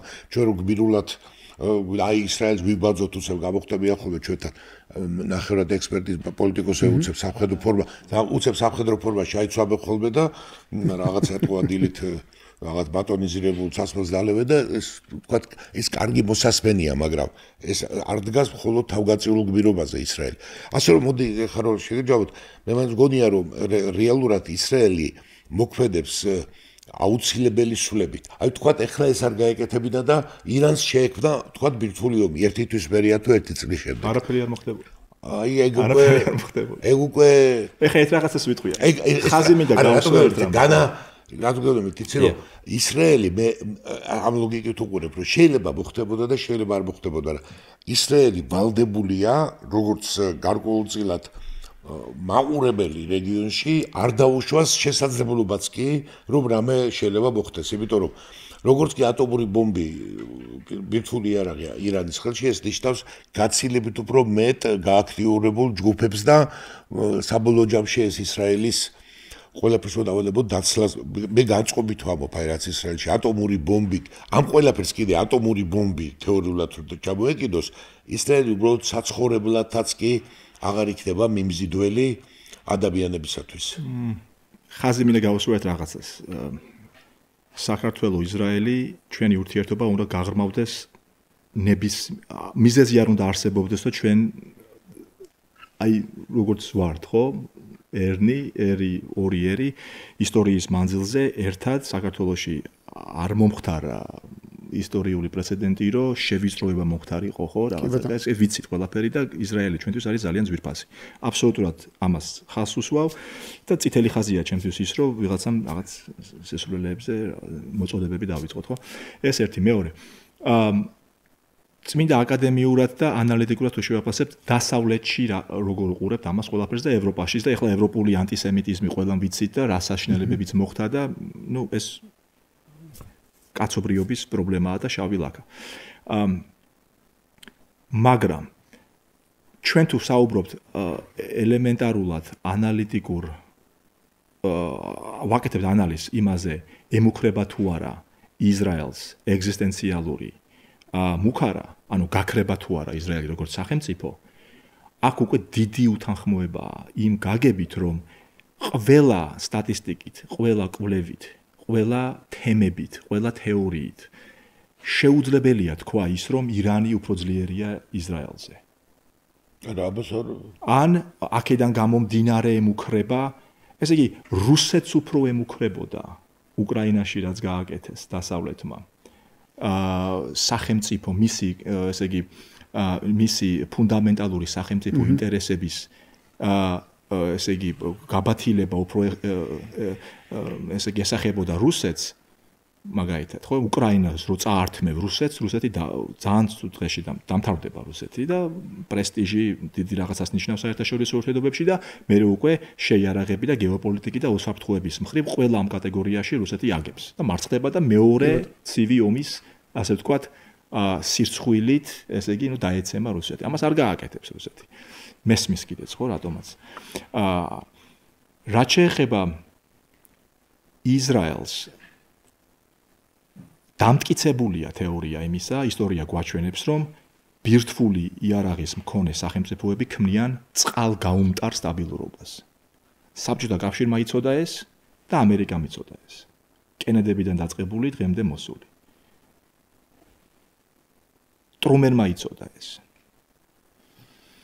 ეს ნიშნავს იმას, რომ იყო ორი ბანაკი და მხოლოდ იმიტომ არ იყო დაპირისპირება პირდაპირი ამ ორ უზარმაზარ სახელმწიფოს შორის არ მოხდა იყო, იმიტომ რომ დღეს შეიძლება დღეს არ ყოფილიყავით აქ. ოკეი. თუ ეს რეგიონალური დღესაც დიდ ძალთა შორის პირდაპირ დაპირისპირებას ეგაკავებს. პირდაპირ აღიარებს შეერთებული შტატები, რომ რუსეთთან ჩვენ ომი არასდროს პირდაპირ არ გვექნება. კი ბატონო. ისეთ სახელმწიფოებს როგორიც ჩვენ ვართ, რომელიც ამბობს, რომ ოდითგანვე ჩვენ ყოველთვის პლატონის დროს კოლხეთში რო შემოდიოდა პლატონი და შესაძლოა რას ამბობდა ეს სალგეთემებია ჩვენს მაგრამ ამასაც თავი დავანებოთ, აღქმებში ვცხოვრობთ, ესმით რა ხდება. აი ეს აღქმები და პროპაგანდა არის ძალიან საშიში. ანუ ის რეალ პოლიტიკა მეთოდია რეალიზმის. რეალ პოლიტიკა ჩვეულებრივი ტაქტიკური მეთოდია განხორციელების რეალიზმის თეორიის. და მარტო რეალიზმიც არ არის კარგი. რაღაც გარკვეულ წელში იდეალიზმი საჭიროა, ხო დაუშვათ. მაგალითისთვის რომ მოვიყვანო. მარცხ ხდება ნაპოლეონი, მეტერნიხი აკეთებს მონოპოლიას ევროპაზე და უბრწყინვალეს პოლიტიკას ატარებს. ძალთა ბალანსზე დაღნობილს, ხო? იქ შემოყავს რუსეთი, თავისი კონსერვატიზმით, იქ ინგლისია, იქ საფრანგეთია და ძალთა ბალანსი უჭირავს ავსტრიას, ხო? მეტერნიხის თამადობით. მაგრამ ნახეთ, იდეალიზმი სულ გამოტოვა. და იყო აი ესეთი თითქმის მათემატიკური სიზუსტით აბალანსებდა 100 წელი 1800 ხო და 1900 ესე იგი 15-14 წლამდე იყო სტაბილურობა. კი ბატონო. ნუ რეალისტები არ თვლიან მაგალითად მას 1853-56 წლის კრიმის ომს, ხო, კრიმის ომს არ თვლიან დარღვევად აი ამ მეტერნიხის სისტემის, ხო? მაგალითად, იმიტომ რომ რეგიონალური ომი იყო. დაახლოებით იგივე ლოგიკა მუშაობს დღეს. დაუშვათ შექმნა ირანმა. ხო? მაგრამ ჯერ ამას დავასრულებ. იდეალიზმს რო დაუბრუნდე. იდეალიზმი სულ გამორჩა. და გამორჩა 1858 წლის რევოლუციები რო წამოიწყო. რო შეიქმნა ინგლისი, რო შეიქმნა იტალია. ხო დაუშვათ. ეს ამასთვის რომ მიეხედაო ამბობენ, შეიძლება არ დაშლილიყო. და კიდევ უფრო გაგრძელებულიყო. რაღაცნაირად რომ ხო, ამიტომ მაგრამ ეს ამასთან არა, აი ამასთან ის თქმა მინდა, იცით? აი ძალთა ბალანსზე ჩვენ რო საუბრობთ, საჭირო არის ესე იგი წინა პლანზე წარმოადგინოთ აი ესეთი მშრალი დაუნდობელი ლოგიკა, რომელსაც ქვია სახელმწიფო ინტერესი. და პარალელურ რეჟიმში რაღაცა გარკვეულ პერიფერიაზე ვამყოფოთ იდეალისტური შეხედულებებიც. აი მე ის რომ დაუშვათ ჩვენ თუ საუბრობთ იმაზე რომ ირანს არ უნდა კონდეს რა ქვია მას ბირთვული იარაღი. რატო? არა, ჩვენ არა. აი დაუშვათ, ხო? არა, შეიძლება ეს წმინდა სისხლის ირანიდან გადმოსახედი რეალ პოლიტიკა, რომელიც ამბობს რომ ერთადერთი თავდაცვის მექანიზმი ჩემთვის არის ბირთვული იარაღი. თავდაცვის მექანიზმი არ ამბობს ირანი იმას რომ მე ბირთვული იარაღს რო შევქმნი, გავანადგურებ ამას ეს არის. მე სხვა რამეს ვავნახეთ, აი მეგონი რაღაცა შეიძლება შეავსოს ამან. ჩვენ მიჩვეული ვართ, აი შეიძლება ისრაელის პოლიტიკა, ებრაელების პოლიტიკა რითი განსხვავდებოდეს, იცით, ცოტა დანარჩენებისგან, რომ აი ხლა მოახსენეთ. ჩვენ ხლა ესე ვამბობთ, რომ ირანი რო ამას შექმნის, აი ეს დაბალანსდებოდა და ეს საფრთხე არ იქნებოდა. ესე ჩვენ გარედან ამოსავთ. ისრაელის პოლიტიკა, ესე ვამბობ, რომელიც გამომუშავდა ყველა ქვეყანას აქვს მეტნაკლებად რეალ პოლიტიკა, ვინც არსებობს, ისე ვერ იარსებება, მაგრამ ისრაელის პოლიტიკა გამომუშავდა, ისევ დავიწყებ რითიც თქვი დასაწყისში, ეს არის ფაქტობრივად მსოფლიო ისტორიაში არ მაგონდება და უბრალოდ არ არსებობს ეგეთი რაღაცა, რომ აი ესეთ ადგილას მდებარეობდეს, ეს არის ფაქტობრივად ქვეყანა თან სამხედრო ბაზად გადაქცეული. აი თვით სამხედრო ბაზა ვთქვათ. აი ნუ რეალურად ისრაელი რო არის მართლა რამის პოლიტიკა აქვს სამხედრო ბაზები, ხო? დიდ ქვეყნებს. რას გულისხმობ? აი ამ პირობებში ცხოვრობ. ამიტომ ისრაელი გამოდის აბსოლუტური საკუთარი უსაფრთხოება და მას არ აქვს თავის თავს არ აძლევს გრამის შეცდომის უფლებას და თქვამთ რომ საფრთხე არ ემუქრება. ეხლა ეგ ცოტა გარკვეულწილად საკამათოა, იმიტომ რომ ეხლა ზუსტად თვლაში კალკულატორი არ არის, მაგრამ მის გარშემო ქვეყნები, რომლის მოსახლეობის დიდი ნაწილი უბრალოდ დარწმუნებულია, რომ ისრაელი არ უნდა არსებობდეს და როგორი რეჟიმით არ უნდა დაამყარო ბალანსის გარეშე. უახლოეს თვალსაჩინში არ აჩანს რომ ისინი ისრაელს ვარ შეეცვლიან. ეს არის დაახლოებით ისრაელი ამდენი 10 მილიონის ფარგლებშია ხო სადღაც მეტნაკლები თავის ხარდაჭერებია და 350 მილიონია მის გარშემო უახლოესი მეზობელი რომელიც მის გაქრობას ოცნებობს და კიდევ უფრო მეტი ხარდაჭერია ისა გარშემო რომელსაც ეს არ ეწყინება. აი ამ რეჟიმში მე იმას კი არ ვფიქრობ რომ ჩვენ როგორ მოვიქცეოდით და რას ვეუბნებით და პლუს ამას ბირთვული ირანი მაგრამ მან ერთი მომენტი აბა რა რაციონალ ერთი მომენტია ძალიან ესეთი მომენტი ანუ ისრაელის ბირთვული იარაღი ის რომ ისრაელს აქვს ბირთვული იარაღი მას უსაფრთხოებას უზრუნველყოფს რაციონალური აქტორებისგან. რაციონალური აქტორს გულისხმობ ამ შემთხვევაში სახელმწიფო აქტორებისგან რა არაბული სამყარო ირანი ასე შემდეგ შეიძლება შეგეგამათო ნახე რა ჩვენ ბირთვული იარაღს აგერ თვითონ ბატონი პუტინიც კი ესე იგი როგორ ამოსხმება ბირთვული იარაღი იმათ კი არ მოიაზრება რომ ომი არ დაიწყება. არა ბირთვული პოტე ამოსო თუ ესე იგი რუსეთი არ გენდომებად მაშინ ეგეთი მსოფლიო არ არის საჭირო. ანუ ეს ბირთვულიობი რო იწყება ორი მხრივ განადგურებაა, მაგრამ შენ თუ არსებობა გინდა, ანუ რას ნიშნავს რომ ისრაელი ბირთვულს გამოიყენებს, ეს ნიშნავს რომ ისრაელიც აღარ არსებობს უკვე. ამის შემდეგ იყენებს ბირთვულს. რა თქმა უნდა. და მეორე ლოგიკა თუ მე მინდა რომ ვარსებობდე, მანამდე ვავობ. ესე იგი ჩვენ ხარ აზე ვსაუბრობთ ნათანიაჰუ რაციონალურად მოქმედებდა თუ ირაციონალურად. იცი რა ნათანიაჰუს мотиваციები შეიძლება ბევრი იყოს, იმიტომ რომ მაგალითი ერთი ძალიან მარტივ მაგალითს ვიტყვი, რომ ორშაბათს, ანუ გუშინ უნდა მომხდარიყო ისრაელის ქნესეთში ნათანიაჰუს უნდობლობის ვოტუმის განხილვა. ერთ-ერთი ოპოზიციური პარტია ამ საკითხს აყენებდა და უნდა გავიხსენოთ, რომ ნათანიაჰუს ძალიან ყიფე უმრავლესობა აქვს, სამპარტიანი უმრავლესობა აქვს იქ. როგორც კი დაიწყო და შეტევა ირანზე, იმ ოპოზიციურმა პარტიამ თქვა, რომ დღის წესრიგიდან მოხსნა ეგ საკითხი. კი ბატონო. ანუ ის რომ შიდა პოლიტიკური საკითხები ვაფშე გამოვრიცხოთ, ომის სახელმწიფოა, გესმით ხდება? ეს არის ინდუსტრიის გადაქცეულია ერთი რამე არის ძალიან მნიშვნელოვანი. ამიტომ ეს მაგ იგივე ვერ გამოვწევთ. ერთი რამე არის ძალიან მნიშვნელოვანი. ისრაელი არის პრაქტიკულად ეს არ არის დავითის სახელმწიფოს მემკვიდრეა. თავარი ამბავი რა არის ისრაელის ამ შემთხვევაში. ანუ რატო არის ირაციონალური ახლა გეტყვი ისრაელის ქმედება? იმიტომ რომ ისრაელის უსაფრთხოება თლიან 100%-ით არის დამოკიდებული ამერიკის შეერთებულ შტატებზე. ცოტათი კი არა, 100%-ით არის დამოკიდებული ამერიკის შეერთებულ შტატებზე და ამერიკის ინტერესებზე ახლო აღმოსავლეთში. ისრაელისთვის ეს ქმედება, ჩემი აზრით, ირანში მოქმედება იყო ის, რომ როგორმე ამერიკელები და ირანელები არ შეთანხმდნენ. არ შეიძლება რომ შეთანხმდნენ. თუ ისინი შეთანხმდებიან, ის კარგავს აი ამ შემაკავებლის ფაქტორს, ის კარგავს ამ შესაძლებლობას იმისა, რომ გაანეიტრალოს მის მიმართ რაღაცა ტიპის დამოკიდებულებები და ასე შემდეგ. ანუ თუ ისრაელის ნიშნულობა არის, როდესაც არსებობს გარკვეული საფრთხეები მის მიმართ. და თუ ეს საფრთხეები განეიტრალებულია, ის ასეთი მნიშვნელობის აღარ არის. ერთი რაღაც და ამერიკელი უყურე ეხლა ნახე გიორგი იარა და მივიდა იქ რასაც მეკითხარი ეს საფრთხეები არ არის ასეთი რეალისტური მე რა ვსო ჩვენ ეს კი არ ნიშნავს რომ ვინმეს ის ამ საფრთხეებს იგონებს ვასიკო მთელი ამბავი ეს არის არა კი არა იგონებს ნახე კომისმინერი ცოტი არა ნახე შენ ბიტო კი არა აი ხლა სტერეოტიპით ხარ და ცდილობ რომ არ გავუშ ნახე ისრაელი, რომელიც არის იდეურად და სულიერად მემკვიდრე დავითის სახელმწიფოსი, პოლიტიკურად და იმ ძველი ისრაელის და რომელიც მოვიდა ეგვიპტიდან რომ გამოვიდა, პოლიტიკურად არ არის, მათ პოლიტიკურად სამხედრო არ არის. ეს არის სამხედრო ბაზა, კი ბატონო, თუ გინდა ამერიკის თქვი, მათაც აწყობთ და ეხლა შედავრო სამხედრო ბაზაო, შენამო. თუ სამხედრო ბაზას ხიფათები მოექმნაო, რასაკვირველია თუ ხიფათები შეექმნა, საერთოდ მისი საჭიროებაც არ დადგება იქა. ისრაელი იბრძვის საკუთარი არსებობისთვის. ხო და უყურე ის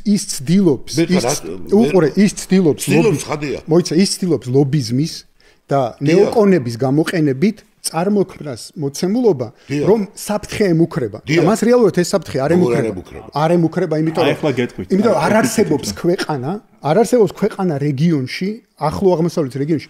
იმიტომ ვთქვი, რომ რაციონალური აქტორები, ანუ სახელმწიფო შეიძლება ჰუსიტები, რაღაც ჰეზბოლა, ვიღაცები შეიძლება ამას აკეთებდნენ, მაგრამ არ არსებობს. მე მგონი არ არსებობს სახელმწიფო, რომელიც ამერიკის წინააღმდეგ ლოგიკურ შეცდომას, ხო იცი არ მithქვი ხოლმე, ლოგიკურ შეცდომას უშვებ და ხე საფრთხე არ ემუქრება, იმიტომ რომ ესო ძლიერიაო და ეგ არ არის სწორი შეფარდება. საფრთხე როცა არ მემუქრება, ეს კი არ ნიშნავს. ეს ნიშნავს, რომ მე საფრთხეს ვაკავებ. საფრთხე მემუქრება, მაგრამ ეს არ ნიშნავს, რომ მე საფრთხეს ვაზვიადებ. მე საფრთხეს ვაზვიადებ, იმიტომ რომ ჩემს ინტერესში ასე შეცდომა. ესე იგი, აი ერთ რაღაცას ვიტყვი. ტერორიზმი არ არის სახელმწიფოს ყოფნა არ ყოფნის გადარჩენის საკითხი. ტერორიზმია. ტერორიზმი არა. თქვენ შეიძლება აი მაგათად სექტემბრის ამბები რომ მოხდა 2001 წელს ნიუ-იორკში. კიტყუპების შენობა, ხო? სახელმწიფოს არაფერი არ ემუქრებოდა. შეერთებული შტატების როგორც სახელმწიფოს. აბსოლუტურად არაფერი არ ემუქრებოდა. მაგრამ ეგზისტენციალურობაზე საუბრობ. კი ბატონო. მაგრამ პრესტიჟი კი. იქ რომ მოხდა, როგორ მოხდა ეს? პრესტიჟი დაუვარდა, ამერიკელები დაიხოცნენ და ხარ პრეზიდენტი და უნდა იმოქმედო. და იმოქმედეს იმ გაგებით, რომ აეღოთ პრინციპში დემოკრატია გაევრცელებინათ ახლო აღმოსავლეთში, რომელსაც თქვენ თქვით რამოდენიმე წუთის უკან, რომ ეს არ არის ის რეგიონი, სადაც ეს მოხდებოდა. ვერ გავრცელდება ამ რეგიონში დასავლური ანგლო-საქსონური პოლიტიკური ეკონომიკური სისტემა დაუშვათ, ხო? აი ეს გამოიყენეს, იმიტომ კი არა, რომ ამერიკას ემუქრებოდა ვიღაცა გამოქვაბულში ყოფისგან, ესე იგი ამერიკის შეერთებული შტატები არის ტუზი დაეცა გეოპოლიტიკურად. მარჯვნივ წყალი, მარცხნივ წყალი, ზემოთ კანადა გაქვს და ქვემოთ გაქვს მექსიკო. ამერიკელი როგორც მეერშაიმერი იტყვის, არიძინებს საღამოს ღამე იმის დარდით, რომ ამერიკას ვიღაც თავს დაესხმება. ეს არის უნიკალური გეოპოლიტიკური ისრაელი როგორ იცინებს ტერორიზმს ნუაურევთ სახელმწიფო საფრთხეს. სახელმწიფო ისრაელის სახელმწიფო საფრთხე არ ემუქრება. ისრაელის თბილისში ღმერთმან უკნას, არ ვიცი, აი ტერორიზმის სულ სხვა დარგია, გესმით? ტერორიზმი არის ზიზღის გამოხატვის დარგი. თქვენ მივხვდი ახლა რასაც. ხო, ისრაელში ხდება ეს ტერორიზმი და არ ემუქრება სახელმწიფოებრიობას, როგორც ისრაელს არ ემუქრება. თქვენ ახალგაზრდებით, მაგრამ ნოჯერ ისტორიაა და მე გაზეთებიდან მახსოვს და ისრაელმა ორი ომი გადაიტანა, ერთი დიდი ოპერაციით, მეორე საფრთხე და 73-ში რაც გაკე იგივე შეცდომები დაუშვა. არა, მეორე კიდაღამ წააგო და ორივე ეს კი არ იყო უბრალოდ რაღაცას წააგებდა.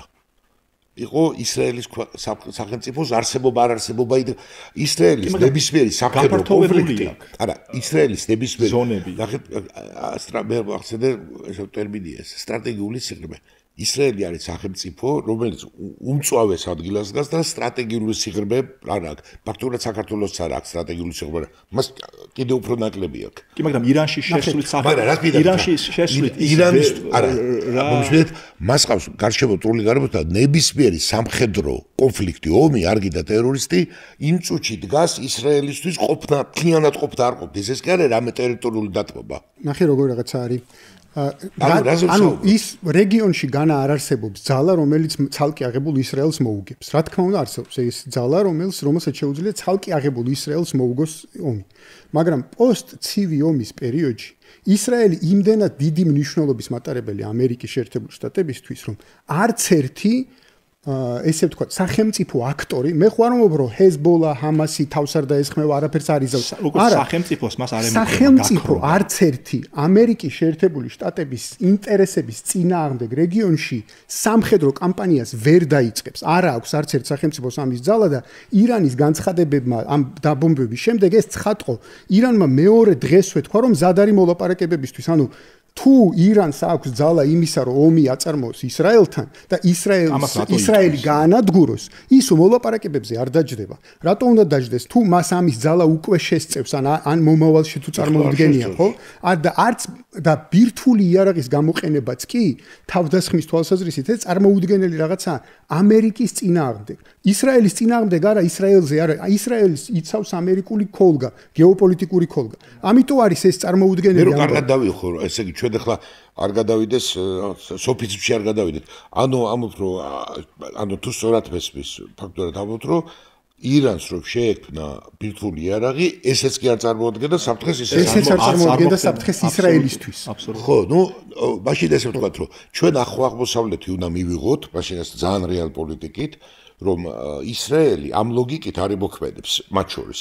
და კიდევ შეიძლება არც მოქმედებს ამ შეიძლება ეს ლოგიკა გამოვიყენოთ რუსეთთან, აი თქვენი ლოგიკა. რასაკვირველია. აი ნახეთ, რასაკვირველია. რუსეთი არის ძალა პროპაგანდა, ხო? დასავლური პროპაგანდა, ბრწყინვალესი პროპაგანდა. პუტინს მეგონი ნათქვამი აქვს, რომ ვერ უგებთო პოლიტიკურ პროპაგანდაში. აი ნახეთ, დაეცა, ისტორია დამთავრდა. აი ამის მერე მე გეტყვით, და მეგონი ისტორია დამთავრდა, ხო, სისულელი აღმოჩნდა. პუტინი გადმოვა ევროპაში და აიღებს ნატოს ქვეყნებს აბსოლუტური მითი. პუტინს არა აქვს ამის შესაძლებლობა და რაციონალურად თუ შეხედავს სახელმწიფოს, უნდა კონდეს საკმარისი ტანკი და საკმარისი ძალა, ესე იგი მეომარი, რომ უზარმაზარი ტერიტორია, როგორც არის უკრაინის, გადახვიდე და მე გაცდე იმას და პოლონეთები აიღო და ოკეი. ეს აღმოჩნდა, ესე იგი, ტოტალური ბლეფი. აი ამ ბლეფის და მითების საფუძველზე რა დაემართა უკრაინას. და ეს იგივე ბლეფია, რო ეგონა, როდის იყო 19 საუკუნის ინგლისს, რომ სამეფო რუსეთი იღებდა ინდოეთს და არაფერი არა. ეს იგივეა, რასაც დომინოს თეორიას ეძახიან, რომ შევიდნენ ვიეტნამში და ეგონათ, რომ გააწითლებდნენ მთელ შორეულ აღმოსავლეთს რუსები, ხო, კომუნისტები, არაფერი არ აღმოჩნდა ეგეთი მსგავსიც არ იყო, ხო? აი ამას ჩვენ თუ არ დავაკვირდებით და გონია, რომ აი ესე იგი ჩვენ და სხვა, ხო, აი ეს მითები, რომლებიც იქმნება, ხო, ჩვენ us and them, ხო, us versus them. ფაქტობრივად თუ ამას გავაანალიზებთ და ჩავიღებთ, ჩომსკი სხვა რა როლი ქონდა ჩომსკის, ხო, რომ ეს არ გაეშიფრა და სხვა უზარმაზარ ინტელექტუალებს შტატებში, ხო, მაგალითად. ლაპარაკი იმაზე, რომ რომელიმე სახელმწიფო ქმნის ეგზისტენციალურ მუქარას. ამერიკის ან კოლექტიური დასავლეთის წინააღმდეგ. რომელიც აკონტროლებს მთელ მსოფლიოს, პრინციპში, უზარმაზარი დოვლათი აქვს. კოლოსალური ძალაუფლება რჩება დღესაც, მულტიპოლარულ სამყაროშიც კი. რა ლოგიკით მეუბნები მე შენ, რომ პუტინი, რომელმაც ბოლო 20 წელია ბრჭყალებში ამოქაჩა რუსეთი, შევა ნატოში და დაიპყრობს, აი დაახლოებითი ლოგიკაა ის, რომ ისრაელს ემუქრება, აი ეს არის ერთ ბანაკში ზის აი ეს პროპაგანდა. ამას ქვია ამერიკის ნეოკონსერვატიული, ნეოლიბერალური ბანაკი. აი ის რომ ჩვენ ვამბობთ რომ ისრაელს რომ გაქრობა ემუქრებოდეს, მე ვიქნები პირველი ადვოკატი იმისა რომ ეს არ მოხდეს. დავწერ რაღაცა სტატიაში, ესმის რომ ვიტყვი რომ როგორ რას ქვია ეს. ესესი არ არის. არა, ანუ ეს რო არ არის, დიდი პატივისცემით არა. დიდი პატივისცემის მიხედავთ, მე კი არ გეუბნებით რომ ესე არის ან არ არის, მაგრამ იმიტომ რომ ჩვენ ვიტყვით დღეს აქ ან სადღაც რომ ესე არ არის, ეს არ ნიშნავს რომ ისრაელში ესე შეხედავენ, ეხლა მე რუსეთის თემა მინდა გითხრათ. ამიტომ არც რუსეთში შეხედავენ ისე რომ მე ბაბუp ისტორიიდან გამომდინარე ერთი რომ ადამიანები ერთი ლოგიკით მოქმედებთ ჩვენ ყველა. აი, რო დავჭით ის homo sapiens 10000 კაცი რო დარჩა ბოლო გამყიდვარებს რო და ესე არ არის რომ ის კარგია და ეს ცუდია. ჩვენ ყოველ შეგვიძლია დავასაბუთოთ რომ ჩვენ კარგები ვარ და ამაზე ვისაუბროთ, ვიღაცა ცუდია, მაგრამ ლოგიკა ერთია და ეს ლოგიკა არის მოგწონს თუ არ მოგწონს არის ერთი რამე. ეს არის რაღაცა სამართლით კი არა, ხააგაში ან და კიდე სადღაც იმაში მარსზე. არამედ ეს არის რომ ძლიერი სხვაგვარად უყურებს, აი სხვაგვარად უყურებს, თვალის აგებულება აქვს სხვანაირი, რომელიც და სხვას გადაცა და სუსტი სხვანაირად აღიქვამს სამართლიანობას და ძლიერი სხვა. ეხლა თქვენ რუსეთის მაგალითს მე პირიქით გეტყვით. რუსეთს როდესაც მოეჩვენა თუ უნდოდა რომ ეხლა არის ბოდაში რომ უნდოდა რომ მოჩვენებოდა, მაგრამ მან თქვა რომ უკრაინა უქმნიდა საფრთხეს. რასაკვირველია, იმ ადგილას რო იდგეს თქვა საქართველოსნაირი ქვეყანა გდებოდ ყაზახეთის მასშტაბის ქვეყანა, მან უნდა თქვას რომ მოისმინოს და კონფერენციებზე რომ თქვენ არავინ საფრთხეს არ გიქმნით. მაგრამ როდესაც ძალას გრძნობ, რასაკვირველია, მან ჩათვალა და დაიწყო ის უკრაინაში რაც დაიწყო. მოგწონს თუ არა ეს ვინმეს? ეს რასაკვირველია. ეხლა მეც გეტყვით, თქვენ ამბობთ რომ რასაკვირველი არ შევა. ისტორია ეცეთ რას ამბობს, არა იმიტომ რომ ვიღაცა კარგია პოლონეთის პრეზიდენტი კარგია და პუტინი ცუდია. თუ პუტინს თავი ექნება და ძალას იგრძნობს, რასაკვირველია ეცდება რომ გავიდეს ატლანტიკის ოკეანეზე. და თუ ევროპაში ექნებათ და ამის მაგალითები უამრავი იცით კონკრეტული ისტორიიდან და ასევე ევროპის მაგალითიდან უახლოეს მოგიყვანთ თუ ევროპაში რომელიმე სახელმწიფოს ძალა ექნება, ის ეცდება მინიმუმ ურალამდე მივიდეს გახსოვდეთ და მერე თუ ძალა ექნება გაცდეს. ეს რაბიტა ჩვენ მატერიალური რეალობასთან გვაქვს საქმე და არა გეოდებით. საფრთხის განცდა ძლიერისთვის არის სხვა. აი პუტინმა ამბობს პირდაპირ და ისრაელზეც გადავუარა, როდესაცო დაპირისპირებაო სხვადასხვა ამბობს, მე ქუჩა მასწავლაო, იმეორებს იმას. როცა დაპირისპირო გარდაუვალიაო, უნდა დაარტყა პირველმაო. ეს არის ძლიერი ლოგიკა. ჩვენ თავარია ჩვენ სხვა ლოგიკაში ვარ, ჩვენ ვარ სამშობლოს არ ვიცავართ, არ შეგვეცილება თან. ჩვენ ვამბობთ, რომ აი უნდა ძალიან ესე უნდა ვიყოთ და მე ხააგაში უნდა მივწეროთ, რომ მართლები ვართ. ისრაელი თქვა ამას ვამბობ, ეს კი არა, ან მოგწონს ან არ მოგწონს. ისრაელი ამბობს, აი მე ლოგიკით ცხოვრობს. რომ მე ვარ გარშემოარი ხალხი და 350 მილიონი სიამოვნებაში 500 მილიონია, არ უნდათ რომ მე ვარსებობდე. და სწორად გავიგე. რა სიტყვის გვიბრაძე, რა სიტყვის პირობითა ჯონსონი და ესენი არ მაინტერესებს ის ამოს. მე საფრთხეს ვძნობ, კი ბატონო შიგნით შეგიძლია ახლა ერთი დღე მონახო, ორი დღე მონახო, მაგრამ მე ამის პასუხად გეტყვი, რასაკვირველია ვიცი ეს პარლამენტში რაც მოხდა, მაგრამ ეს ოპერაცია რამდენიმე წელია მზადდებოდა. და მათქო მე არ დაუშვებ ისედაც, როდესაც კი ტერორისტული აქტები მაქვს, ისედაც, როდესაც ომის საფრთხის წინაშე ვარ, მე არ დაუშვებ, რომ ირანს ჰქონდეს ბირთვული იარაღი და რაც კიდევ უფრო მეტად სახიფათოს გაგვდის შევარსებობას, იმიტომ რომ ამის თავი მაქვს. და ამას არ დაუშვებ. და მე რას ვამბობ ერთადერთი, ჩვენ ეს უნდა გავითვალისწინოთ, რომ რეგიონში ესეა. ამიტომ ჩვენ ახლა დავიწყოთ იმის ახსნა, რომ შენ ეს არ უნდა გექნა, იმიტომ რომ ეს არ გემუქრებოდა, ეს ახლა არის სხვა სიტუაცია. ახლა ნახე რა მინდა გითხრა, ამერიკა აგერ დავიწყოთ. რაბე გამონაკლისი კი არ არის. თulis რომ გრენლანდია მას რატო უნდა ეკუთვნოდეს? ხوارმალავს თვითონ თქვა. იმიტომ უნდა ეკუთვნოდეს მას გრენლანდია, რომ მისი უსაფრთხოებისთვის ესე ჯობია.